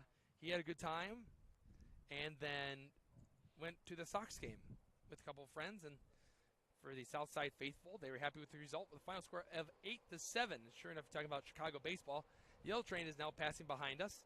2-2. Sakamoto fouls another one off. That one he went golfing for, just got off the end of the bat. And because of the intense heat, he takes off his helmet, takes a walk over to his dugout, and walks back over to the other side of the batter's box. Still is 2-2 with no outs, 6-0 for the boys in blue today. Justin Heisman's got it working over here. He's standing in the shade as the dugout for the American Giants is cascading a nice shady spot. The 2-2 just missed, 3-2. He's not working on his tan, but I don't blame him. It is hot. We're not working on our tans either. Because 1, we would burn, and 2, the equipment would burn. And that's what we don't want. Have to tell Ralph Flores that we can't do broadcasts because we let the equipment stay out in the sun. I think Ralph would rather have us with the sunburn than the equipment. Swing and a miss. Sakamoto swings through a late breaking ball from DeAndre Edwards, and that's the first strikeout for Edwards after coming out of the bullpen. And that's the 10th strikeout for the American Giants today against the Corn Dogs. As the Corn Dogs will go back to the top of the order with Gavin Terry. This is the 4th time the Corn Dogs have gotten to the top of the order. This is the 4th plate appearance for Terry, who's struck out, got hit by a pitch, and hit a home run. So that streak of reaching base more than 2 times a game. There's a pitch in the dirt, 1-0. 2 or more times in a game, it continues. let's say that's around now 12 to 13 games. That's an impressive streak that he is on. His on-base percentage well over 500. That one misses 2-0. We were talking about rituals earlier. One thing that I noticed Gavin Terry does before every at-bat is draws what appears to be a cross in the dirt behind the batter's box. And you have that one. You can't forget he also wears a different headband every game. yes, He will never wear the same headband 2 days in a row. and it definitely appears to be working for him. Called strike, inside corner. Terry's likes to stand right on top of the batter's box force these pitchers to throw inside, and that's what he got in his last at bat. An inside fastball, turned on it, put the barrel on the baseball, and it carried its way out of here. Breaking ball is in tight. It went right around the home plate. It was right on top of Terry until the last second. 3-1. I like the movement of that pitch. It just didn't break as much as it needed to. Didn't get the inside part. Pitch. Terry swings and fouls it off. 3-2. So the count was full to Gavin Terry. As Tyler Schultz will now retrieve the baseball. He's in the hole. Scott Hansen's on deck.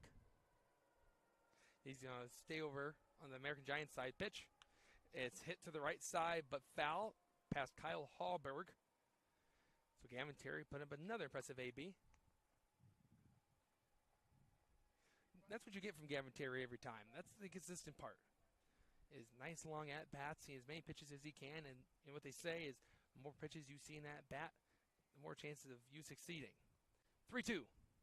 Gavin Terry tried to hit his second home run.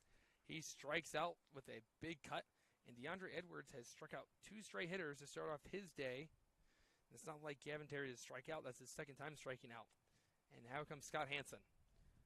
Yeah, Edwards able to strike out the first 2 batters he's seen, but both batters so far have reached a full count with him with some extra foul balls tacked onto there as well. So he's been effective, but efficient is another question. Corn Dog is trying to get into his pitch count. Here comes the southpaw. Scott Hansen swings through a slider, 0-1.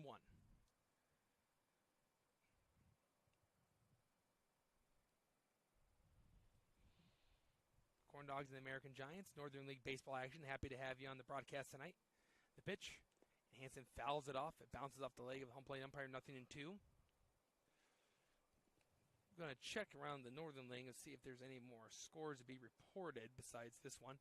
The Vikings and Panthers are not too far away from us. They're at Marion Catholic. Southland leads 7-6, as that one has turned into a high-scoring affair. 15 hits already in that game. Pitch. Called strike 3. It dropped right in. Scott Hansen watched it go by. And for DeAndre Edwards, he comes out of the bullpen. He was effective, and he strikes out the side. Let's move to the middle of the 6th inning with the Corn Dogs up 6-0. You're watching Corn Dog Baseball on the Corn Dogs Broadcasting Network.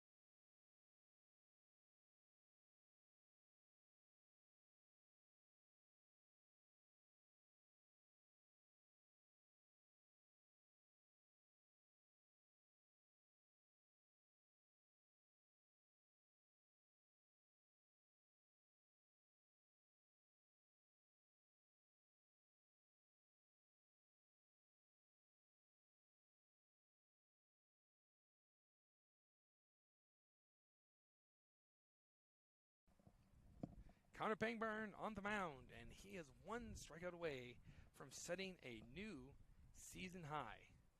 Andrew Mild with Noel Ferry. As we head into the inning, Kuliak Construction is a proud partner of Lake County Corn Dogs, is your complete home improvement expert. From home remodeling, repairs, and roofing, we do it right. Contact us today at 219-923-3007. Swing and a miss. That's 219-923-3007. Pangburn already ahead 0-1. He starts his windup, deals the 0-1 pitch. It calls strike two. It paints the inner black of home plate. And here we go, Noel. One more strikeout, one more strike, and he's got the record. Here he comes. And it's fouled off. Walker wants to see another one. It was a good 0-2 pitch there. It was right atop of the strike zone, but Walker had to protect there. It's been a good-sized strike zone, but reasonable. Nothing that's too crazy. 0-2 again. Swing and a miss. Connor Pangburn, 12 strikeouts. He gets the record right back after Frank Plesac broke the record on Sunday.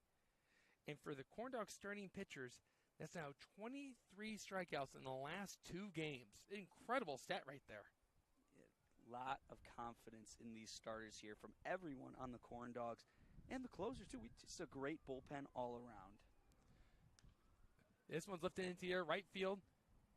It looks like Matulik's going to be able to make a play on it. He was camped underneath it for quite some time. Secures it in the bottom of the glove, and there's 2 outs. But that breaks a record of 4 straight strikeouts by the American Giants. But that's the first out that hasn't been a strikeout since a layout to left. For Connor Pangburn, he struck out 9 straight hitters. That's incredible. Ball inside, 1-0. That was Gaza at the plate that flew out to right field. This is Joshua Carter. 1-0. Stays up, 2-0. For Matulik, that'd be pretty excited to see a baseball come your way. It's been some time since the ball had been put in play against the Corn Dogs. Swing and a miss. Got blown by the fastball there. 2-1 to Carter. Carter's 1 for 2 with a single and a strikeout. But you can save a lot for his teammates today. Ball 2. That pop out there by Gazda, not hit too hard at all, but Matulik was way back on that. This one's hit to the right side. Don't think this one will make it to Matulik. It might. Doug Loden's going back, and none of them can make the play. That's a single. Matulik's going to pick it up, fire it to second base over the head of Tyler Schultz, who's able to at least haul it in. But because of the high throw, Joshua Carter is going to pick up a double. He is now 2 for 3 in this game. As he gets a loop hit into right field. And here comes Justin Heisman to talk to his right-hander. Wonder if that could be the day for Connor Pangburn, who's sitting at 12 strikeouts, the new record. Pangburn has thrown 82 pitches so far today, so reaching up there in terms of pitch count, but not necessarily high enough to justify taking him out on that. Maybe it could be a discussion of scouting report, as this is Josh Williams, a tall left-handed hitter.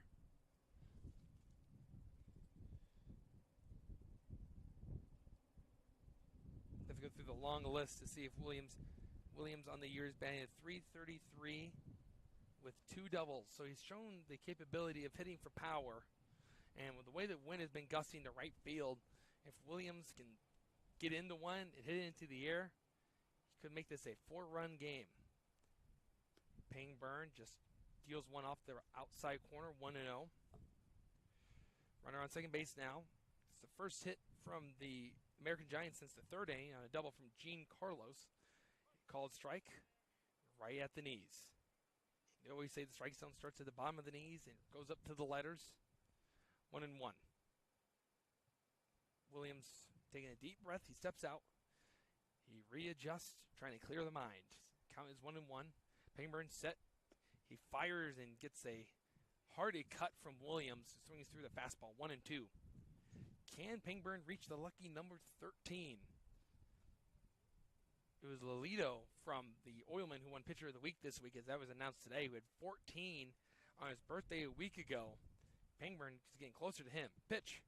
and 13 strikeouts for Connor Pangburn. He has had a marvelous day on the mound.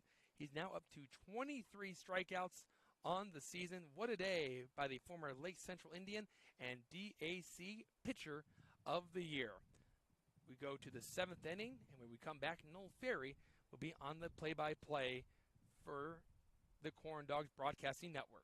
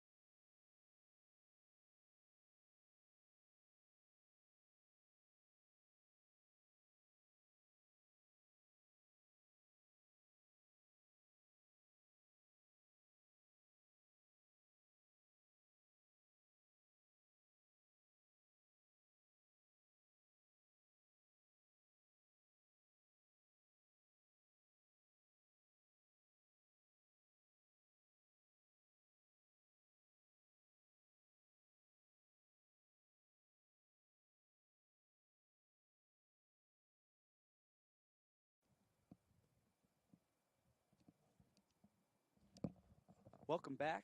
6-0 the score. Lake County Corn Dogs on top of the Chicago American Giants.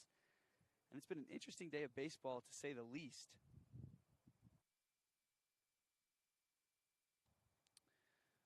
A couple of home runs.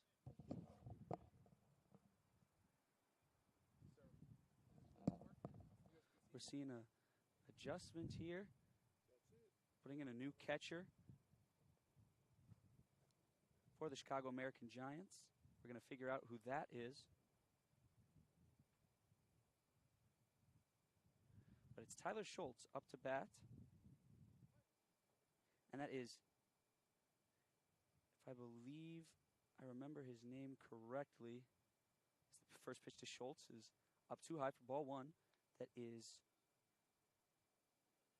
Gino Gazzio behind the plate. Substitution for the Chicago American Giants. Still, DeAndre Edwards. That one's up high once again, 2-0. And Pangburn, wow. I mean, not too flashy out there. You know, we have a couple guys who can really make the ball move, but for Pangburn, it's just that velocity. Guys can't catch up. 2-0. That one's down in the dirt, ball 3. And it's just so hard to hit Pangburn's pitches. For some of the other guys on the team, like Rex Stills, who's known to be one of the better pitchers, he doesn't necessarily collect as many strikeouts as other guys, but he gets that weak contact and able to get a lot of outs that way. But for Pangburn, he is all about those strikeouts. 3-0, right down middle of the plate. Schultz 1 for 3 on the day. Started off with 2 strikeouts, but last at bat hit a double. That one, I believe, catches him on the leg, but regardless, that's inside, and he'll make his way to first base. That's a hit by pitch. Sends Tyler Schultz over to first. Doug Loden up to bat. 1 for 2 on the day with the hit by pitch. Obviously, that hit being a home run. That's what he's about. You know, that's what he's... You can just tell by the way he swings the bat that he hits home runs. Finally, it's good to see it come to fruition here. First pitch to Doug. There's a big cut, and that's going to stay fair. They're going to go for the double play to throw over to second. But Doug reaches first. So the attempt for the double play there. Throw over to first. Bobby Spencer is not in time, but they do retire Schultz over at second. So that's going to be a fielder's choice.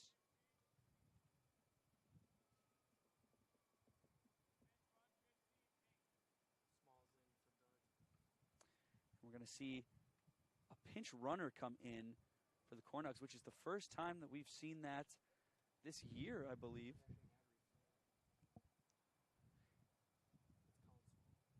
That's Colin Small in as the pinch runner.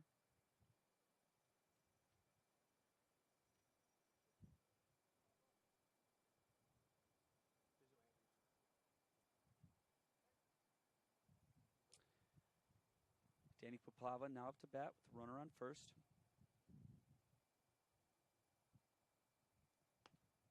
Sees one go top left, but outside, ball one. I can see over there on the right that Pangburn is out of his baseball pants, 1-0. That one's fouled straight back. So it's most likely going to be the end of the day for Pangburn. The end of a monumental day, frankly. 1-1 to Poplava, who's 1 for 3. Throw over to first. Spencer had to make a leaping catch there to make sure that ball didn't sail past him and send Colin Small over to second. Landed on top of him, but the two share a laugh. 1-1. There goes Small, but it's a hit and run as Williams has to come in for that, but he makes the grab and Small has to head back to first.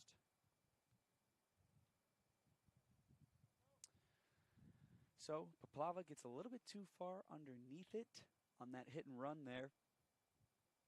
Had it not been, it would have been a very successful play. Small probably could have made his way over to third. But that brings up Jake Ferry now, 2 outs. Still a runner on first and Small.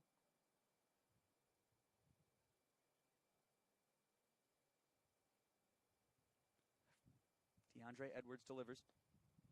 It's a good breaking ball that just clips the top of the strike zone for strike one. Big 6-0 cushion the Corn Dogs have today. And they're used to playing with that here. As there goes Small, potentially going to be in a pickle, but he'll just go for the out instead of trying to mix things up. Small gets caught stealing on a great pickoff move by DeAndre Edwards. That will end the inning as we head to the bottom of the 7th. Corn Dogs on top, 6-0.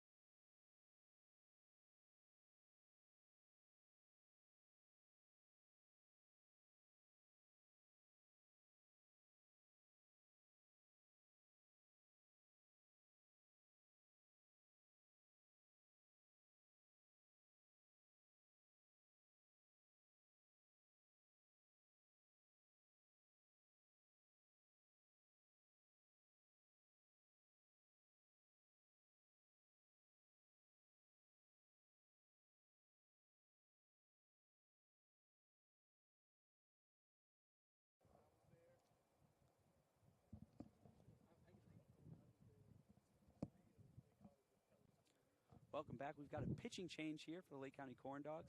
IBEW Local 697 is the sponsor of each pitching change for the Lake County Corn Dogs. That's Jacob Bassa on the mound for the Corn Dogs.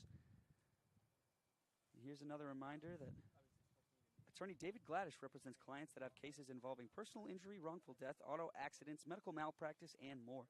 Visit dgladishlaw.com to learn more. And also, Macron is the official jersey partner of the Lake County Corn Dogs. Work hard, but play harder. And I'm glad to see the Corn Dogs out there in the blue again. And that's a substitution straight up, not just a pinch runner for Colin Small, now in at second base for Doug Loden.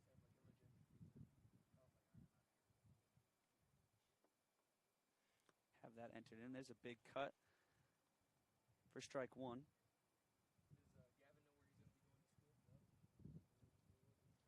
Bobby Spencer up to bat. Bassa wastes no time. And there's strike two called on a good breaking ball. The wind still vicious here in Chicago. Anything hit definitely could go out. The 0-2. That's up too high. Ball one. Loden taking a break now. Had a bit of a shaky day out there in the field, but great for someone who doesn't normally play second. 2 balls, 2 strikes.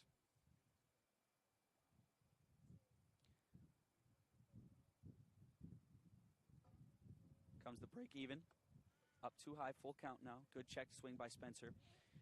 And something about that last inning and that last out that was collected, Small had already taken off by the time Edwards seemed to be going into his delivery. Payoff. That one's fouled straight back. But for Edwards, it was a great pickoff move that he has where it looks like he's starting his windup, but really he's still throwing over to first, and that's exactly what happened. But then Small didn't even really try to get the rundown going or anything. He just ran straight into the tag. You're up 6-0. Don't blame him. Full count. That's a broken bat, but fouled and then into the field of play. So another one fouled off.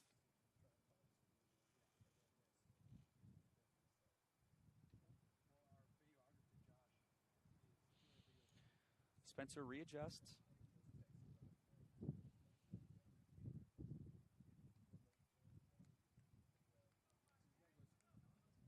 Good battle here at the plate. Full count once again. There's a breaking ball that catches top of the strike zone. Strike 3 called. That off-speed, great curveball by Bassa. That catches the top left corner and sends Bobby Spencer packing. Devin S. now up to bat for the Chicago American Giants. Wish I could know his last name so I could give him the proper recognition, but wasn't written out on the official lineups. That one is down in the dirt and through the legs, the home plate ump. Ball one. Isn't too bad of a day heat-wise when you're in the shade with the breeze on you, but it's a different story out in the sun. 1-0. There's that curveball again, but breaks too far down low.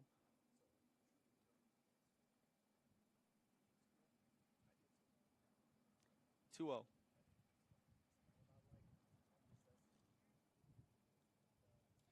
Wind up pitch. That one's hit towards first. Nanfeld gets it off the bounce. He's going to toss, but doesn't.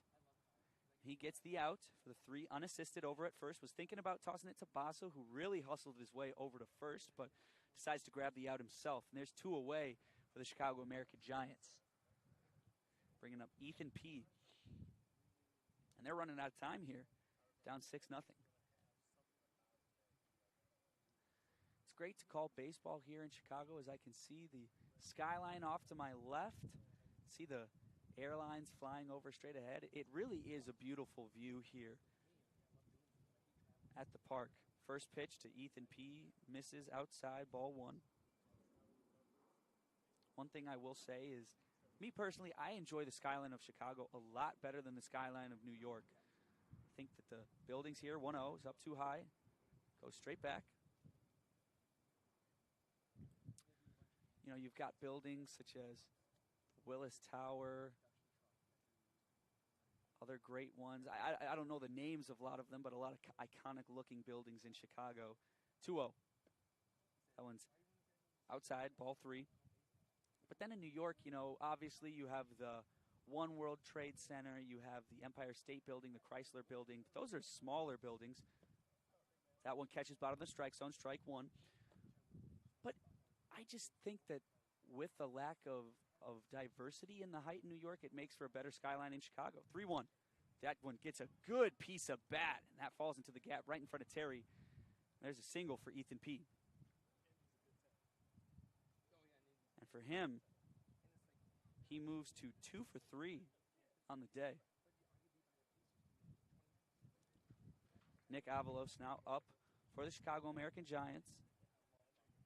They're looking to get something going, but with 2 outs here, they're going to have to be cautious about every ball you hit, as this wind is lifting the dirt off of the baselines. That's down low, ball 1. Pasa having a little bit of trouble finding the strike zone. Started off with a strikeout, then that 3 unassisted, now a single. So there's a strike, catches the outside bottom left.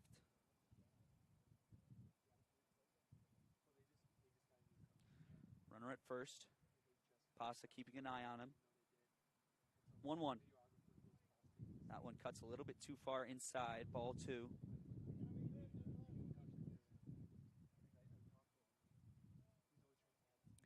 Fans here cheering on Nick Avalos at the plate. The 2-1. Gets a good piece of that one. There goes Matulik. He's underneath it, and he ends the innings for the Chicago American Giants. We head to the top of the 8th. I'm Noel Ferry, and when I get back, I'll be sending it off to Andrew Mild for your play-by-play. 6-0 to score. Lake County Corn Dogs on top.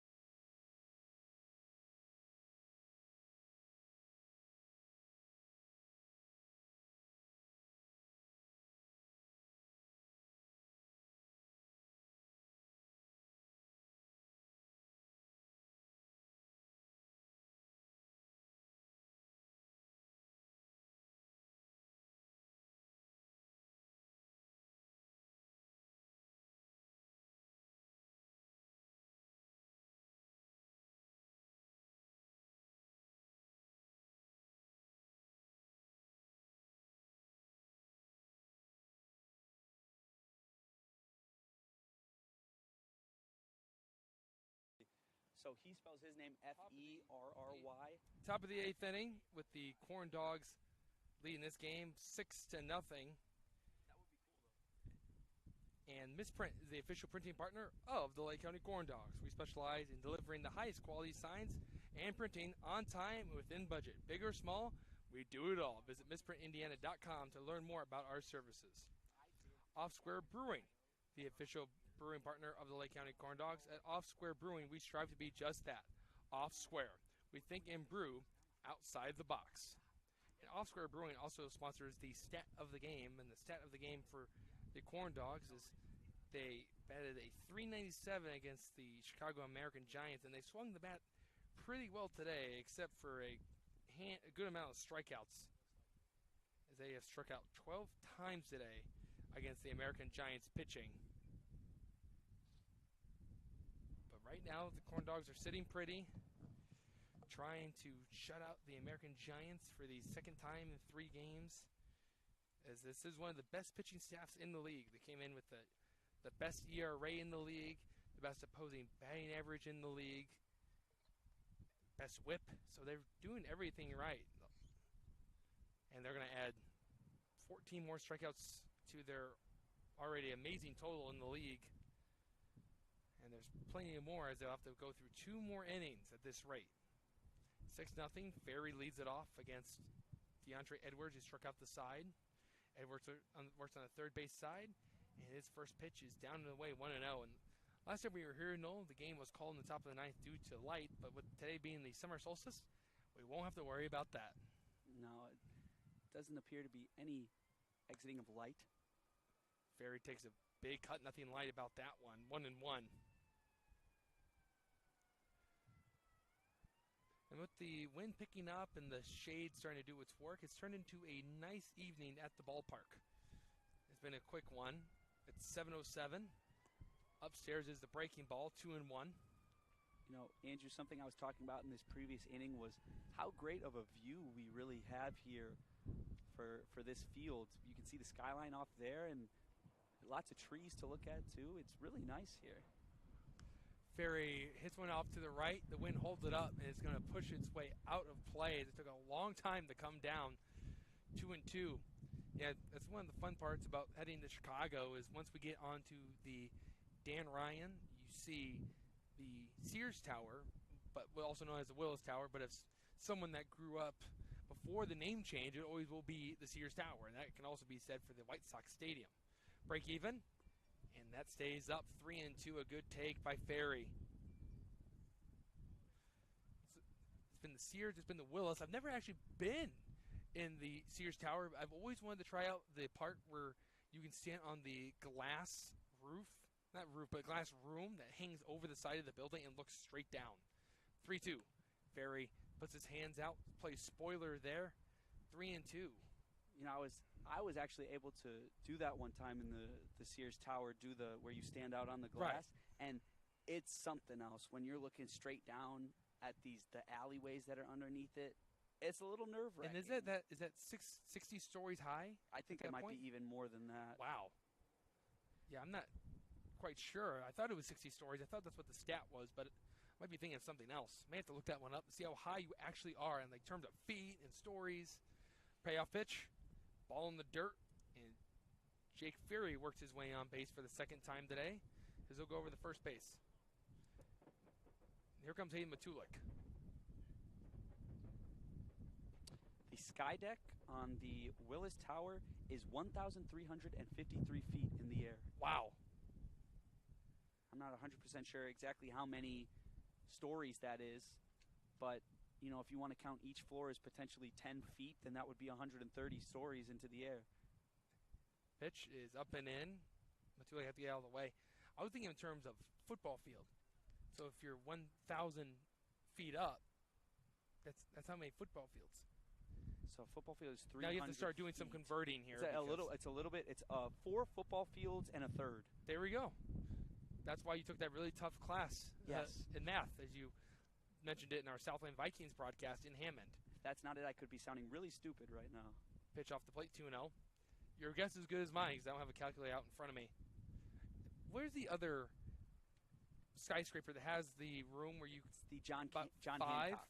5 people across, and you can grab and lean forward. That's one that I definitely want to do. That's in the John Hancock building. That's in the John Hancock building? That is Chicago. Down the dirt, 3-0. A little low. You have to be extremely brave to go in those 2 buildings. There's also in Las Vegas, in one of their taller buildings, there's also a roller coaster you can go on that drops you like this, and you just hang there and just look over the ledge. Ball forward to Matulik, and back-to-back walks kicks off our 8th inning as the Corn Dogs try to tack on some more runs as Donovan Nanfelt steps up to the plate with 2 runners on and no outs. Corn Dogs up 6-0. Are you afraid of heights, Noel? It really differs for me. Like, I'm not scared of roller coasters. I love roller coasters. Doesn't matter how high they are or anything. I'll definitely try that. But I don't know. I definitely do get shaky. I definitely used to be. For those rides where you would go out on, you're strapped in and you like walk across a tightrope, like how they have at Jack's Warehouse or like. Oh, okay. It's hard to describe, but it's like obstacle courses in the sky and you're strapped in so you don't actually fall to your death. I was so terrified of those. I don't know if you fell at Jack's Warehouse. I don't know if you'd coincidentally fall to your death, but it is like 3 stories in the air. I think you'd be okay. Probably. There's padding down there. I think. No hard floors. Nanfelt steps up to the dish, and he takes a strike to start off the at-bat. I was never a fan of those either. I could do roller coasters pretty easily. The first big one I ever remember going on, and I can tell you about it after the 01 slider slides down 1-1. It was the Hades at Wisconsin Dells. Okay. And I rode it at night, and that's a roller coaster that actually goes underground and underneath the parking lot to the other side. Blocked by new catcher Gazio. He was able to keep it in front of him and keep the runners at their stations. And Giants, 2-1 to Nanfelt. Nanfelt is 0 for 3 on the day. One of few corn dogs not to get on base today. Let's see if he can change it here with one swing of the bat. Pitch from Edwards is upstairs, and it's 3-1 in this righty versus lefty matchup. And I remember going on that one, and after that, never was really afraid of any other roller coaster. Constantly see me at Six Flags, getting on every ride I can, and make sure to eat so I don't get motion sickness. Nanfelt skies one into right field. Williams going to his right, Walker going back, and it's over the fence for a home run.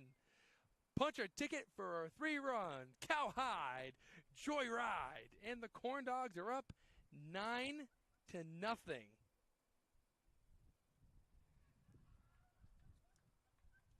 And now the players are laughing about something that happened, and Nanfelt joins the home run board. That's the 4th in the game for the Corn Dogs. Some Uppo Taco action from Nanfelt. And it's 9-0 if the Corn Dogs score 1 run and hold the American Giants scoreless in the bottom of this frame. They would win the game 10-0. There was a 10 after 7 rule in effect in the Northern League. But what a swing of the bat from Donovan Nanfelt. Yeah, Nanfelt, that was another one that carried pretty far, but still the outfielders knew it. And I think he had to watch it go for a little bit, but once it went far enough, he knew. Sakamoto gets the top of a baseball, bounces it off home plate, goes to the backstop, 0-1. But for him, it wasn't a high hit, but it did wrap around the end of the, I would say, a fence monster in right field. So just where it ends is where the ball wrapped around and found its way onto the street behind right field. Strike called. Sakamoto is behind 0-2. So home runs from Ferry, Loden, Terry, and Nanfelt today. So another game where the Corn Dogs have hit 4 home runs against the American Giants. Sakamoto chokes up on the pitch. He fouls it off, was able to stay on the slider, then pull out his front shoulder, hit the bottom half of it. Count remains 0-2 to the catcher and 9-hole hitter today. What is your favorite roller coaster, Noel? It's a great question. I love the Raging Bull. The Raging Bull is phenomenal. It's very classic to me. Oh, I love the Superman and Batman at Six Flags as well. Sakamoto takes ball 1 as it was outside. Because with the Superman, you go on it so that you're laying on your stomach technically. But overall, I believe it's called the Rip Rock and Roller Coaster at Universal Studios in Florida. That's a good one. That's a really good. That one you go drop. Straight up. Yes, it's vertical. Straight up. Called strike 3. Edwards hits the outside corner. 4 strikeouts in the game for Edwards after he came out of the bullpen. As he just paints that outside corner, and the Corn Dogs go back to the top of the order for the 5th time tonight with Gavin Terry. So I've been on the roller coasters you've listed. Here's one I haven't been on, but it reminded me when you're talking about the Superman. The Superman, you lay on your stomach as if you were flying. There's one called the Batman where you lay on your back. So you flip it. Terry clobbers one into left center field. It's slicing away from Walker. Walker dives. He won't make the play. Terry slips over at first base. He now heads to second base, and it'll stop there. As I think that's the second time I've seen Gavin Terry hit a double, and he slipped in the process. Apparently the cleats are not doing the job for Terry, but he'll take the double, and that's the 3rd time he's gotten on base today. And he's halfway to the cycle, and barring some circumstances, I don't think Gavin Terry will get another at-bat. I don't think so. Especially if Tyler Schultz can do a little cleanup hitting here. Well, Scott Hansen at the plate, that is. Tyler Schultz on deck. You ever heard this term in baseball? Is if someone ever falls, they yell. They don't want to yell out too loud because we're down with the fans. Hansen swings and misses. They yell sniper. And then the players usually will get on their stomach in a position of a sniper and hold a bat like it's a long barrel gun and then fire it. And it's usually a good laugh. I've been on the receiving end of one and been the benefactor of being the person that was ready to go. 1-1.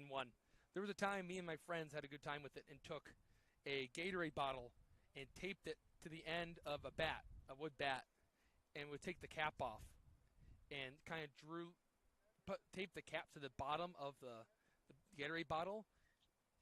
Hansen sees one go down low, 2-1, and then we drew the two lines that meet in the middle to show like where to aim, and that's the kind of stuff you do in college at a D3 school in the middle of nowhere. We had some fun. 2-1 to Hansen. Hansen 0 for 4 on the day. The pitch inside 3-1. It looks like it was another slider that worked its way around the plate. Hansen 0 for 4 today, 3-1. I wouldn't be surprised if we see a big cut here from him, trying to get something going for him, at least on the day. Try to get that 10th run. He won't get a chance to swing the bat. That's a 5-pitch walk to Scott Hansen. He gets on board for the first time today. And the Corn Dogs have runners on first and second with 1 out for Tyler Schultz. Schultz is 1 for 3. He's reached base twice with a hit by pitch. And, of course, that loud double he had in the 5th, which looks good in the box score. And then, good thing for him, that extra 180 feet was easy because that was when Doug Loden had hit the moon and had it come back down for a home run. Quite literally. It looked as though it touched the clouds and sorted its way onto the street beyond the right field wall, as if like we're at Wrigley Field with those two streets that go beyond the outfield walls. Schultz his hand over his head, the pitch, and that is a nasty breaking ball. It just snapped off, and it's 0-1. And Terry's a delayed steal. Is he in there? And they called him safe. It's a stolen base. Had my view blocked, and that was a gutsy call by Justin Heisman and Gavin Terry. And for Gavin Terry, he now has 15 stolen bases on the season. 15. You can't think of too many other guys who could do something like that he just did. He had an incredible beat on it, too. He was determined to get the third base, and once Gazio flipped the ball to Edwards, Terry was gone. And then with the way that the field's a little soft because it's been so dry that you have to keep applying more dirt and watering it down, it was a big cloud of dust as if we were at the very end of a baseball movie and there was a play at the plate. And they had to wait for the drama. But the base umpire for this game was right on top of it, called Gavin Terry safe. And he's now standing at third base. As the Corn Dogs, they score Gavin Terry and go 1-2-3 in the bottom of the 8th inning. Win due to the 10 after 7. Would move to 15-6 on the year, 5-5 on the road. That's been some good news for the Corn Dogs as of late, as they've been able to win on the road. That was the thorn in their side. As you and I have been talking even about on the pregame shows, was they're the two different teams, the Corn Dogs at home and the Corn Dogs on the road. Schultz sees a misfire, go off the plate, 2-0. And now that I'm seeing Tyler Schultz up close, I'm starting to think that his stance kind of reminds me of Mike Trout, the way he holds the hands over his head. 2-0. Upstairs and called strike. Top of the zone, 2-1. Schultz likes to keep the bat flat and keep his hands close to his helmet and keep it moving a little bit. I'm not saying he swings like Mike Trout, because that'd be unfair. And he lifts one in the left field. Gavin Terry was going to tag up, but he'll just trot in from third, and the Corn Dogs are up 10-0. So maybe Tyler Schultz does swing it like Mike Trout. A good swing from the right-handed hitter Tyler Schultz, and he picks up an RBI. And Gavin Terry crosses the plate for the second time today. And the Corn Dogs now 3 outs away from picking a victory. And on that one, it's a huge steal there, getting Terry over at third, because with the way that ball was hit, it was hard to tell if it was going to be caught or not. So most likely, Terry would not have been able to reach home on that.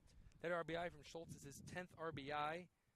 This is Colin Small at the plate. This is his first at-bat of the game as he pinched ran for Doug Loden in the 7th inning. Here comes the 0-1. Small is late on the fastball. That was right at the top of the strike zone. It was a good ride to it from Edwards, 0-2. Small had a good game against the American Giants here a week ago where he picked up a couple of hits. He fouls one off, hit right out of the glove of Gazio. So Gazio couldn't catch the ball and get the strikeout. And we'll do the 0-2 pitch again. Away from Danny Papalava, he picks up that baseball close to the on-deck circle. Looks like there's a little bit of a collection going on 3 baseballs. 0-2. Colin Small hits one right back up the middle. It's fielded by P. He's going to go to short, and Gazia will hold on to it. But it's a fielder's choice for Colin Small. Schultz is the man that's retired at second base. Moving up to third is Scott Hansen. And there are 2 retired in the 8th. Yeah, it's really hard to get a double playoff on Colin Small. Is when you go for that out at second, most likely by the time you throw back over to first, he's past there. Especially in an instance where it wasn't hit all too hard. It was off the end of the bat, and this grass really made it move quite slow to Ethan P., the second baseman. Cold strike, inside corner, right at the belt of Danny Poplava, 0-1. Poplava is the final hitter in the Corn Dogs lineup to get at bat in this inning. Led off with Jake Ferry, who we can see off to our right, getting his practice swings in, trying to time up Edwards. Runner still on the corners, and a foul ball straight back. Poplava was just underneath a slider. Count is now 0-2. Let's see how that Panthers and Vikings game shaped up. Because it looked like it was going to be a fun game. It was 2 fun games here in Chicago today. It is 13-9 Southland in the top of the 7th inning. Panthers are the home team, and they're trailing. And they've allowed 15 hits today, and they've had 2 crooked number innings where they allowed 4 runs in the 4th and 4 runs in the 6th. So they're playing football between the Panthers and the Vikings, which I guess would be 2 football names, except it's Carolina Panthers and Minnesota Vikings. Ball down low, 1-2. So Cam Newton versus Kirk Cousins, I guess. The pitch from Edwards, fouled straight back. Poplava, once again, just swung right underneath a slider. He's waiting for it to drop down a little bit more, but it looks as though Edwards is keeping it a little flat on him. 1-2. And Poplava swung so hard, he broke his chain. He's going to hand it off to Matulik, who's going to head back to the dugout with it. Might be a lucky souvenir for a fan. Maybe we'll auction it off. What about that? Tomorrow? I think I might just walk away with it myself. You're going to go into the silent auction and buy it? Yeah, perks of being an announcer. Clobbered in the left and foul. And now, not only did maybe the chain break, but Poplava checked his bat to see if that one broke, but it's not. Won't be added to our community fire. But the count is still 1-2, as Poplava has seen a good amount of pitches, still battling against Edwards here. I'll say I had a great time with the food yesterday at Guaranteed Rate Field. The pitch, it's a changeup blocked by Gazio. It goes off to his left. He fields it 2-2. Had a fried chicken wings. So if you go to the game, go into right field, take some stairs down, and there is a bar and grill behind the bullpen of the visiting team. So you also can see the pitchers of the opposing team down there getting ready to go, and they had some great food.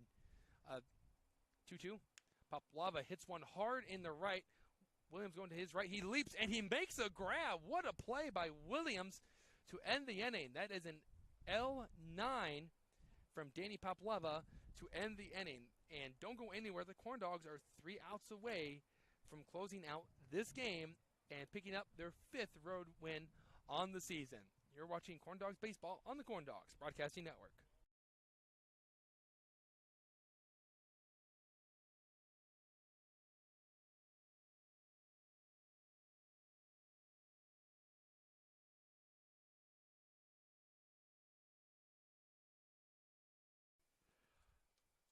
It was a quick break for us, as we do have some ad reads to get off just in case this is the end of the ball game.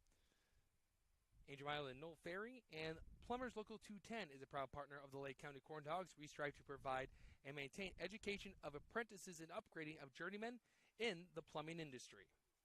Purdue Federal Credit Union is proud to be a part of the Crown Point community and support organizations like the Corn Dogs. At Purdue Federal, we take pride in being your financial partner through all of life's big events. You can visit us just down the road at 113th and Broadway, or always online at PurdueFed.com. Purdue Federal Credit Union, your trusted financial partner for life. And the University of Chicago is proud to be the exclusive medical provider of your Lake County Corn Dogs. UChicago Medicine is a leading community of physicians, researchers, and game changers that make a difference in your life. UChicago Medicine at the forefront. And coming into the game, as I have to do another little bit of an ad read, is this pitching change is brought to you by IBEW Local 697, proud partner of The Lake County Corn Dogs. got Noel leaning a little bit there. And ladies and gentlemen, we do have some good news to report. Noel Ferry watched The Sandlot last night. We will discuss that tomorrow because I'm going to save that for the home crowd, and we just want to see if maybe that's what's going to get PA announcer Tom Bialik the crack, and we can make that 12 straight games where we made him laugh at home. You know, what's interesting about that is as I was leaving Legacy Fields at the last home game, everyone was getting on me about The Sandlot per usual. Tom Bialik, he comes to me and he says, "Isn't that a kids movie?" And I said, it's a movie starring a bunch of kids. And he said, don't worry about it. And I said, Tom, I don't like the spirit there. Frankly, I'm even getting on myself for not having watched The Sandlot yet. But, I took the initiative, and I did it. I came through for the team. I think this one is a hard swing and foul from Kazio, the catcher, as he saw the first pitch he liked from Bevel and hit a screamer down the right field line, but it would just go down as a strike as he's hitting the 9-hole for Gene Carlos. That's a ball. I think a lot of fans were getting on you about it, Noel, because for those who haven't seen the movie, it's not much of a spoiler, to be honest. Smalls ends up being a broadcaster for the Dodgers. Yes. And, of course, you're a broadcaster, so it's almost as though you were going against your profession of choice. The pitch from Bevel is cut on and missed. 1 ball and 2 strikes. Bevel making another appearance out of the bullpen for the Corn Dogs, trying to lock it down here as the Corn Dogs 3 outs away from picking up the W and ending this game and ending early. Here comes Bevel. Called strike 3. Painted the black, and Kazio just got kicked out of the game. So back-to-back games, we've also seen a person from the opposing team get kicked out of the game. There's 1 out. We saw a coach ejected from the game on Sunday against the Joliet Generals. Swing and a miss from Walker, 0-1, and now Kazio's added to the list. I guess we're just bad luck, Noel. Yeah, I guess they just don't want to see us here, and Kazio decided to get his money's worth. And that hits Walker. Right in the ribs of Walker. That one can't feel good.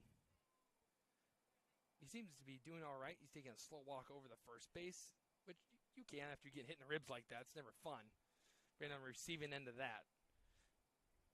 And Nate Gazda will now get to come up after the hit by pitch.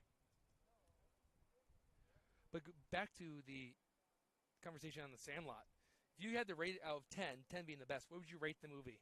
So I'll give 2 ratings, right? Because I don't think with a movie like that it's necessarily fair to pin it up against every movie I've ever seen.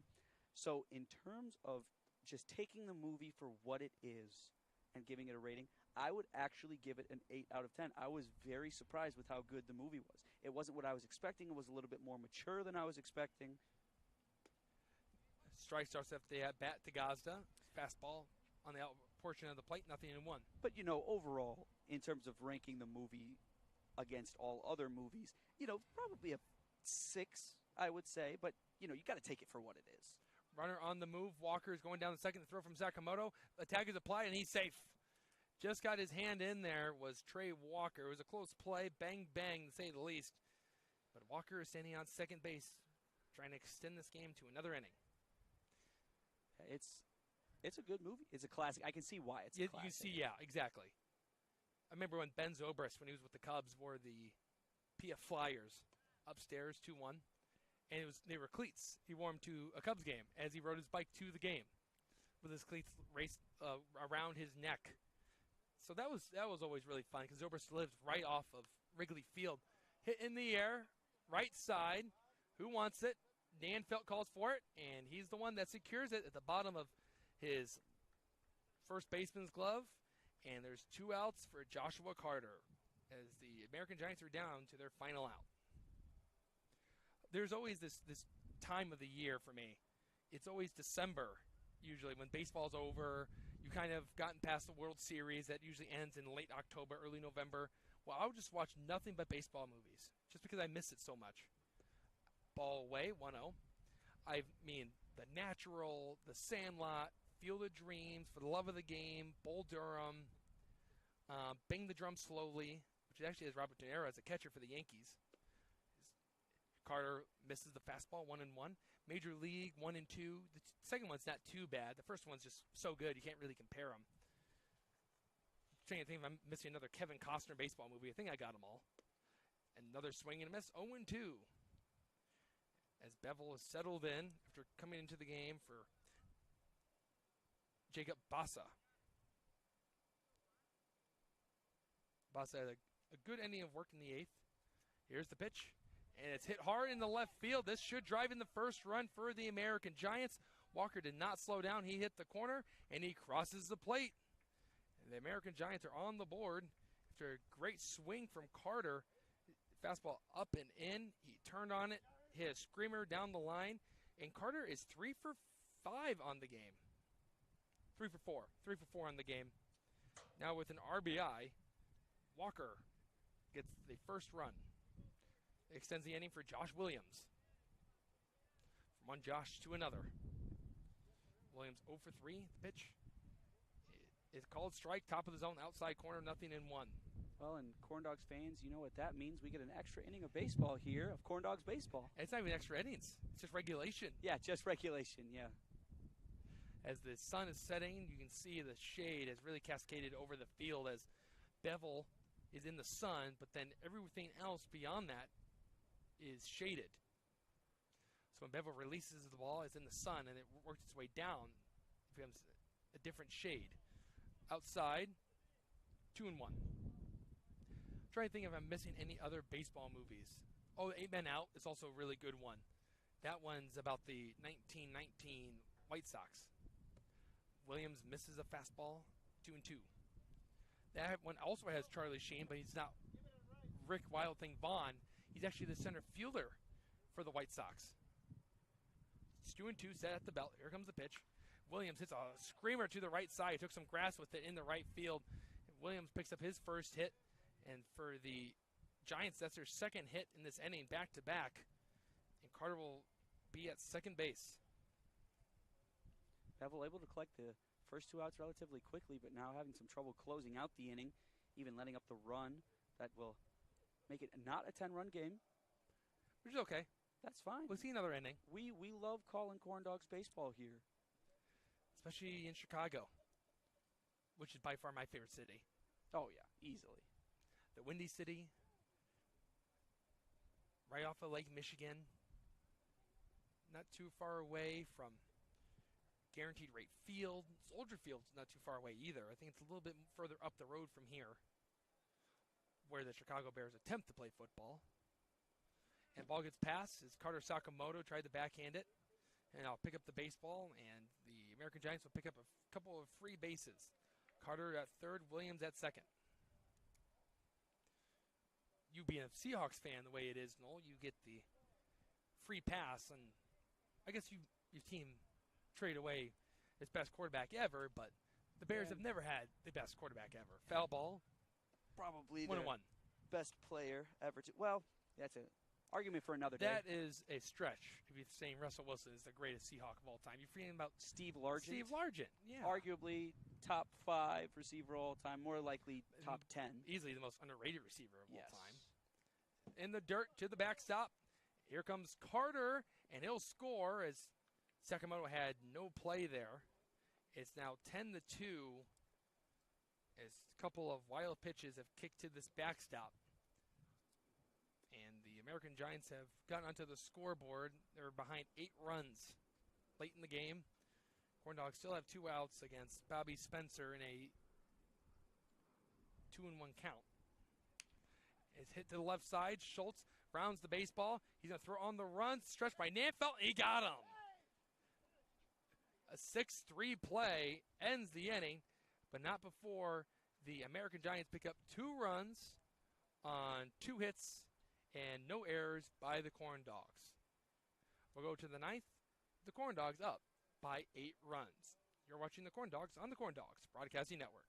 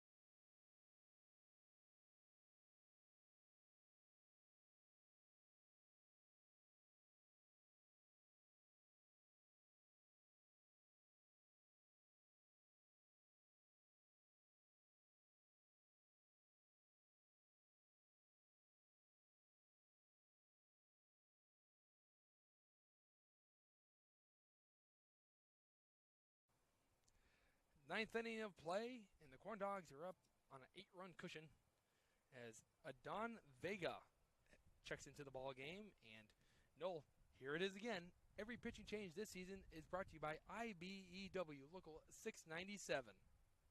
Proud partner of the Lake County Corn Dogs. I do like the TV voice you went to there. Ferry up. He's hit a home run in the game.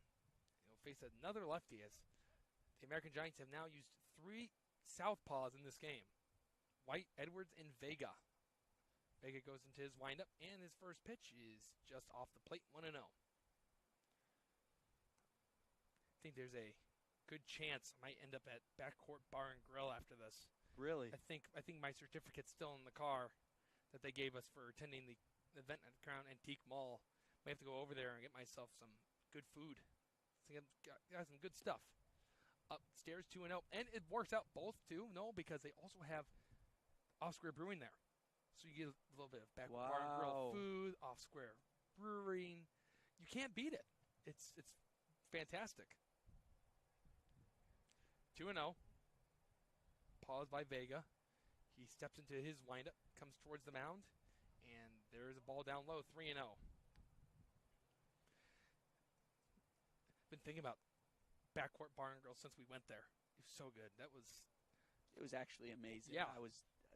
And it's a good view too, because you look out the window and see the fairgrounds, which is why the Corn Dogs are named the way they are. Called strike, outside corner, 3-1, because one, Legacy Field was built on the cornfield, and Crown Point is known for the Bulldogs. So take the corn field, and then the Bulldogs, take out the bull part, put dogs, and it's Corn Dogs. That worked. 3-1 pitch. Ferry fouls one into the glove, and it's 3-2 to the new catcher, because Kazio was ejected in the previous inning. It's number 20, it seems. 30. All right. Payoff pitch. Ferry fouls it off. Stuck the hands out there. And we'll do 3-2. It's Avalos, who was the DH. He is now the catcher. So no more designated hitter for the rest of the game. Count is at the brink with no outs. Bases clear. Coming down the mound is Vega, and it hits the back arm of Jacob Ferry. And for Ferry, it's back-to-back innings where he's gotten on base, either walk or hit by pitch. And that will send up Hayden Matulik. So we see 230s at home plate. Avalos and Matulik. When you think of baseball food, Noel, what is the first thing that comes to mind? Is it a hot dog? Is Corn Dog now entered the conversation of ballpark food, or is that just a Legacy Field thing? What do you think? Everything's a little bit more unique. Strike one, Matulik. I want to say it's Atlanta, where they have like a $110 sandwich. 110? It's an expensive sandwich, but I'll look it up and then I'll let you know what's on it. 0-1 to Matulik. Runner at first base, no outs. Matulik fouls one off. Gets to the backstop, 0-2. Did you see the one in Miami where you could have it was a milkshake that was buffalo wing and ranch. That's what it was, and they also put celery in it. It didn't look great, but it's interesting. Back up to the middle, it's gloved by Vega, who goes to short. It's a little bit of a hesitation from the shortstop Gazda, and because of that, Matulik will reach base on the fielder's choice. 1-6 put out of Ferry at second base, and Matulik will be standing over at first.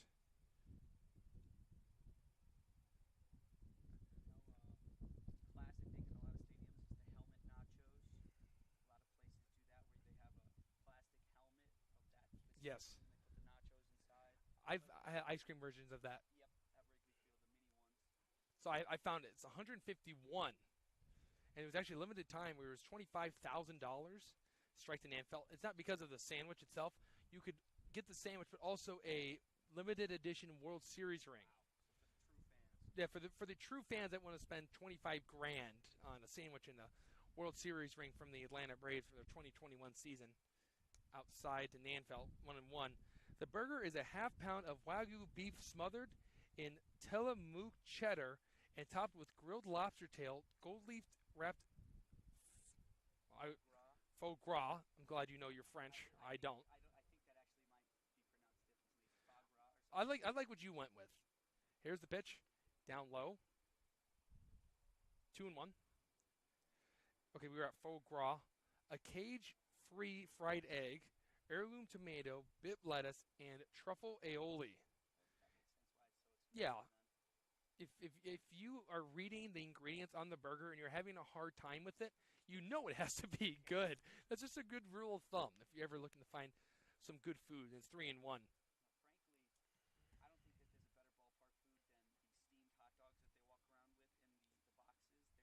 Oh yes,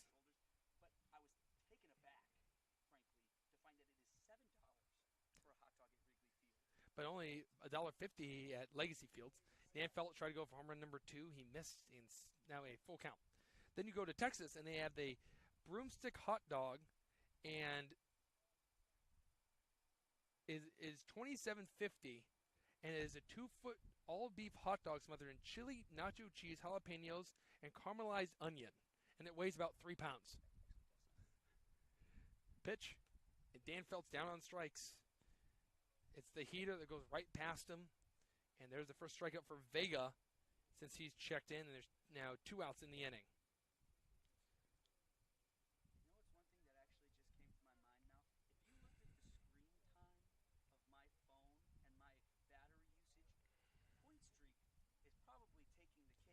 It's leading. I would say so.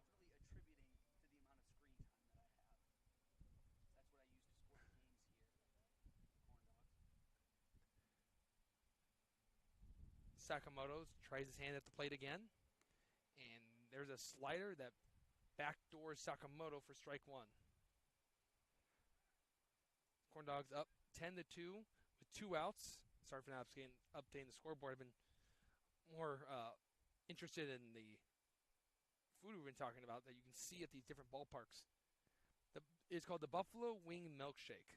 So I'll show you what it looks like. So you got your celery there, your carrots, and then you actually get some wings that go with it. It's in a styrofoam cup.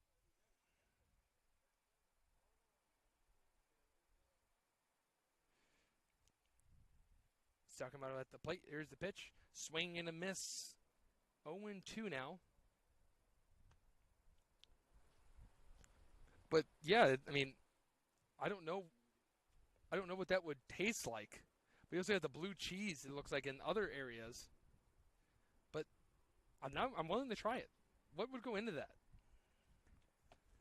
Apologies to the fans. I believe my mic was muted that whole time. Called strike 3, and Sakamoto is not happy. And now Sakamoto is ejected from the game. That's the 3rd ejection we've seen in 2 days. And now it looks like the Corn Dogs are going to have to go to a new catcher, because Sakamoto is done. And as we go to the bottom of the 9th, the Corn Dogs are up 10-2 as they don't score and leave a runner stranded. You're watching Corn Dogs Baseball on the Corn Dogs Broadcasting Network.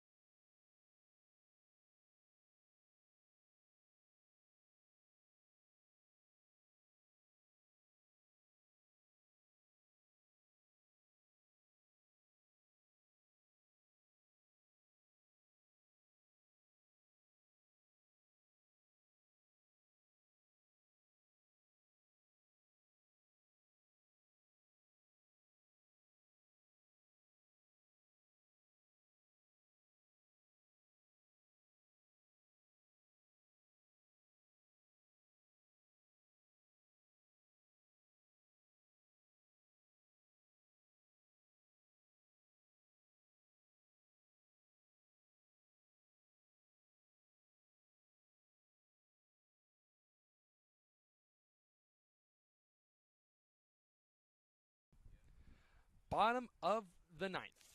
We have finally reached the final inning as we're getting close to 3 hours of play. It's 7:51. The sun is gone, and there is some defensive alignment changes for the Corn Dogs. So after Sakamoto was kicked out of the game, Scott Hansen will come in from third base and catch. I hope that he has some catching experience, or this could be a long inning. And Cal Curiel will play Hansen's original position, that is third base. And the pitch from Bevel is a called strike. Hit that outside corner, 0-1, and they're getting a round of applause from the pitchers that are standing there toward the end of the dugout. Foul ball lifted up to the left and out of play, 0-2. As we're at Devin S. in the American Giants order. He is the sixth hitter. So your duo is Devin S., Ethan P., and Nick Avalos. Pitch. And it's a chopper off the leg of Devin S. And we remain 0-2. How about this? The Donut Burger. If you're still on the conversation of food, that's at Citizens Bank Park in Philadelphia. But for me, if I were to go to Philly, I don't know if I would want to get that, considering that I don't know how many calories would be in a donut burger. But we get the Philly cheesesteak. Swing and a miss. Goes right over the top of that pitch from Bevel. And Devin S. is down on strikes. That is the second for Bevel. Speaking of donut burger, I took a trip to New York this past Christmas to visit my brother who wasn't able to make it home for Christmas this year. There's a famous diner called the Stardust Diner. I don't know if it's within like Times Square, but it's right around there. And they perform, the waiters and waitresses perform while they're serving. Strike inside corner, right at the letters, 0-1. And it's a lot of people who, that's their secondary job. It's a lot of Broadway actors who go and take up that to make some extra money. Which is smart. Curveballs, drops down low, 1-1. And I actually did have a donut burger there, and it was very good. Did you have to cut it in half? Was it like a big burger? It was very big. Okay. This one is hit hard. This will drop into the left center field gap. Coming in is Ferry, who fields it on one hop and will toss it in. And Ethan P. gets his second hit. He's 3 for 4 in the game. You can tell both dugouts are starting to get a little rowdy now, a little bit more chatter from each side. Yeah, it's that 3 hours. It's been a long game, especially in the heat. A couple of ejections, yeah. 3 and 2 games for, I won't say for Corn Dogs, but in Corn Dogs games, as we've seen at least every team get one player or coach ejected. Joliet, now Chicago, and the Corn Dogs. I don't know if that's a proud thing to be of. Hit the left side, it's in foul territory. Scott Hansen races and hits the top of the dugout of the American Giants. It's 1-1 still. But for Sakamoto, he is the first Corn Dog player to ever be ejected in a game. Yes. So he goes in the record books for that. It's kind of like the Happy Gilmore record he accomplished. He was the first person to ever take off his skate and try to stab somebody with it. Of course, that's not real. That's Adam Sandler. And there's a cut from Avalos, 1-2 now. Frankly, I'm kind of surprised we haven't seen a steal attempt over at second, considering Scott Hansen is behind the plate. Down low, 2-2. Well, Scott does have a good arm. Well, and yes, that is definitely not saying anything about Scott and his throwing abilities. But what's the pop time? Yeah. What's the pop time? Exactly. I want to find out. Just go. I'd love to see it. Yeah. 2-2. This one is hit down the left field line, and back-to-back hits for the American Giants. And that's 2 really good swings from Chicago against Brock Bevel. And it's Avalos' first hit. And now this should be interesting because this was supposed to be Gazio, and this is going to be the pitcher, Vega. Vega has to hit because Avalos was the designated hitter. But since he came in to catch, there's no more designated hitter, which means the pitcher would bat in the spot of the person that was ejected, which was Gazio. So Vega will get his first at-bat.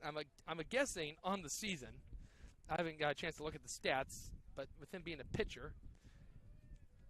A wave and a miss at the first pitch he sees. Nothing in one. He's going gloveless. An all black bat. Red leather tape at the end of the bat. And good amount of chains. I wonder if strike two at the knees. 0-2. But I'm wondering if maybe Paplava's chains were able to be restored after they were entered into the dugout. I sure hope so. 0-2. And Vega's down on 3 pitches, and there's an out. Bevel's third strikeout, and the Giants are down to their final out. Well, and that one was pretty obvious from Bevel, as you know, with the pitcher there, you're just going to sacrifice a little bit of velocity to make sure that you're throwing 3 strikes straight down the middle of the plate. You dare him to hit those. Especially on the inside corner. Yes. They really have to get the barrel on it. Hit right side, and it's out. Some good pop time there from Scott Hansen as the pitchers continue to have an enjoyable moment watching Scott Hansen catch in this inning. As the seasons get sorted out towards the end, you'll see Johnstone, Deal, Sakamoto racking up a lot of innings at catcher's position. This one is sent soaring down the line. Ferry will have the play on a hop. He tosses it in, and coming in to score from second is Ethan P. It's now 10-3 as the American Giants have now picked up 3 hits in this inning. That was Trey Walker that picks up the RBI knock. And the American Giants inch a little bit closer. Nate Gazda will step up. Corn Dogs are back at home tomorrow against the Southland Vikings. First pitch is at 7. The gates usually open up at 5:30, so an hour and a half before first pitch.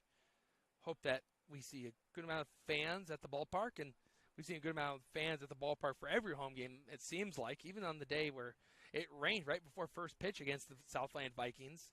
That was about 2 weeks ago, and that's a called strike. 1-1. There's a good crowd on Sunday, too, for Father's Day. I was really impressed. And Brett Mathias, his dad, was in attendance and actually got to go on the field and play the game in the 8th inning. Foul ball, right side. Is it playable for Nanfeld? It will not. It's out of play, 1-2. But for that, Mathias' father was on the field, and he was wearing a shirt that said Mathias 316. And Brett Mathias isn't at the game today. He's getting the day off. But his senior year, his walk-up song was the Stone Cold Steve Austin entrance music from his wrestling days, and he was Austin 316. Upstairs and a little too close for comfort for Gazda, 2-2 as he buzzes the tower. Corn Dogs just 1 strike away from winning this ball game and ending it right here. So I thought that was a cool shirt to have. It was pretty accurate. 2-2. That's in the dirt past Scott Hansen. Hansen will pick it up with his bare hand after it bounced off the backstop. Runners move up a base, and it's a full count. 3-2, 2 outs. Runners on second and third. Corn Dogs still looking for that final out and wrap up this game and move to 5-5 on the road. I think it's safe to say our Macron player of the game if this isn't the final out. And that hits off the elbow of Gazda. He'll get first base, and the bases will be loaded. So as this game's starting to head towards an end, and assistant coach Kyle Hallberg will go talk to Bevel, we'll kind of go through the post-game show, a quick post-game show. So once the game ends, we can pack up our things and get in the car and head for home. Let's assume the traffic won't be too bad considering the White Sox game started an hour ago. But at least we'll get to see the lights from outside, as it is a gorgeous ballpark. Our Macron player of the game is, we've already discussed it, it's Connor Pangburn. And for every right reason, as he pitched 6 innings today, struck out 13, and at one point had not allowed any hits through 2 innings, but there were 9 straight outs were strikeouts, which is interesting and kind of satisfying to look at in the book. But the 13 strikeouts is a new record. He's at 23 strikeouts through 2 starts, so Pangburn is now averaging a little bit over 11 strikeouts per start. And I think anyone would take 11 strikeouts per start. That's a good K per 9. Bases loaded for Joshua Carter. I would say our play of the game Can we pick all 4 home runs? Is that allowed? Our University of Chicago play of the game is all 4 home runs today. Foul ball into the glove, nothing in one. You might want to say the 3-run homer by Donovan Nanfeld. Nanfeld Apotaco. Yes. Just because he showed true power and went the opposite way and wrapped it around the fence monster in right field. Down low, 1-1 to Joshua Carter. 2 outs. Bases are full of American Giants. Bevel set at the belt. Works down the mound, and he throws one in the dirt. Blocked by Hansen. Hansen looks like a natural back there.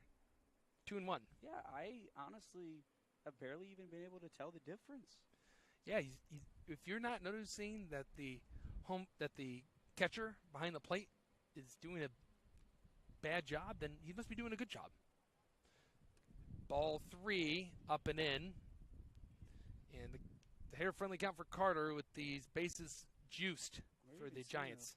A little bit of framing there from Scott Hansen. Yeah. He tried to steal a strike there. He had to be a catcher at some point. Definitely. 3-1. And that is going to be ball 4. Everyone will go around the merry-go-round. And there's the 4th run scored for the American Giants in this game. And the 2nd in this inning. And that's Joshua Carter. He'll get an RBI because of that.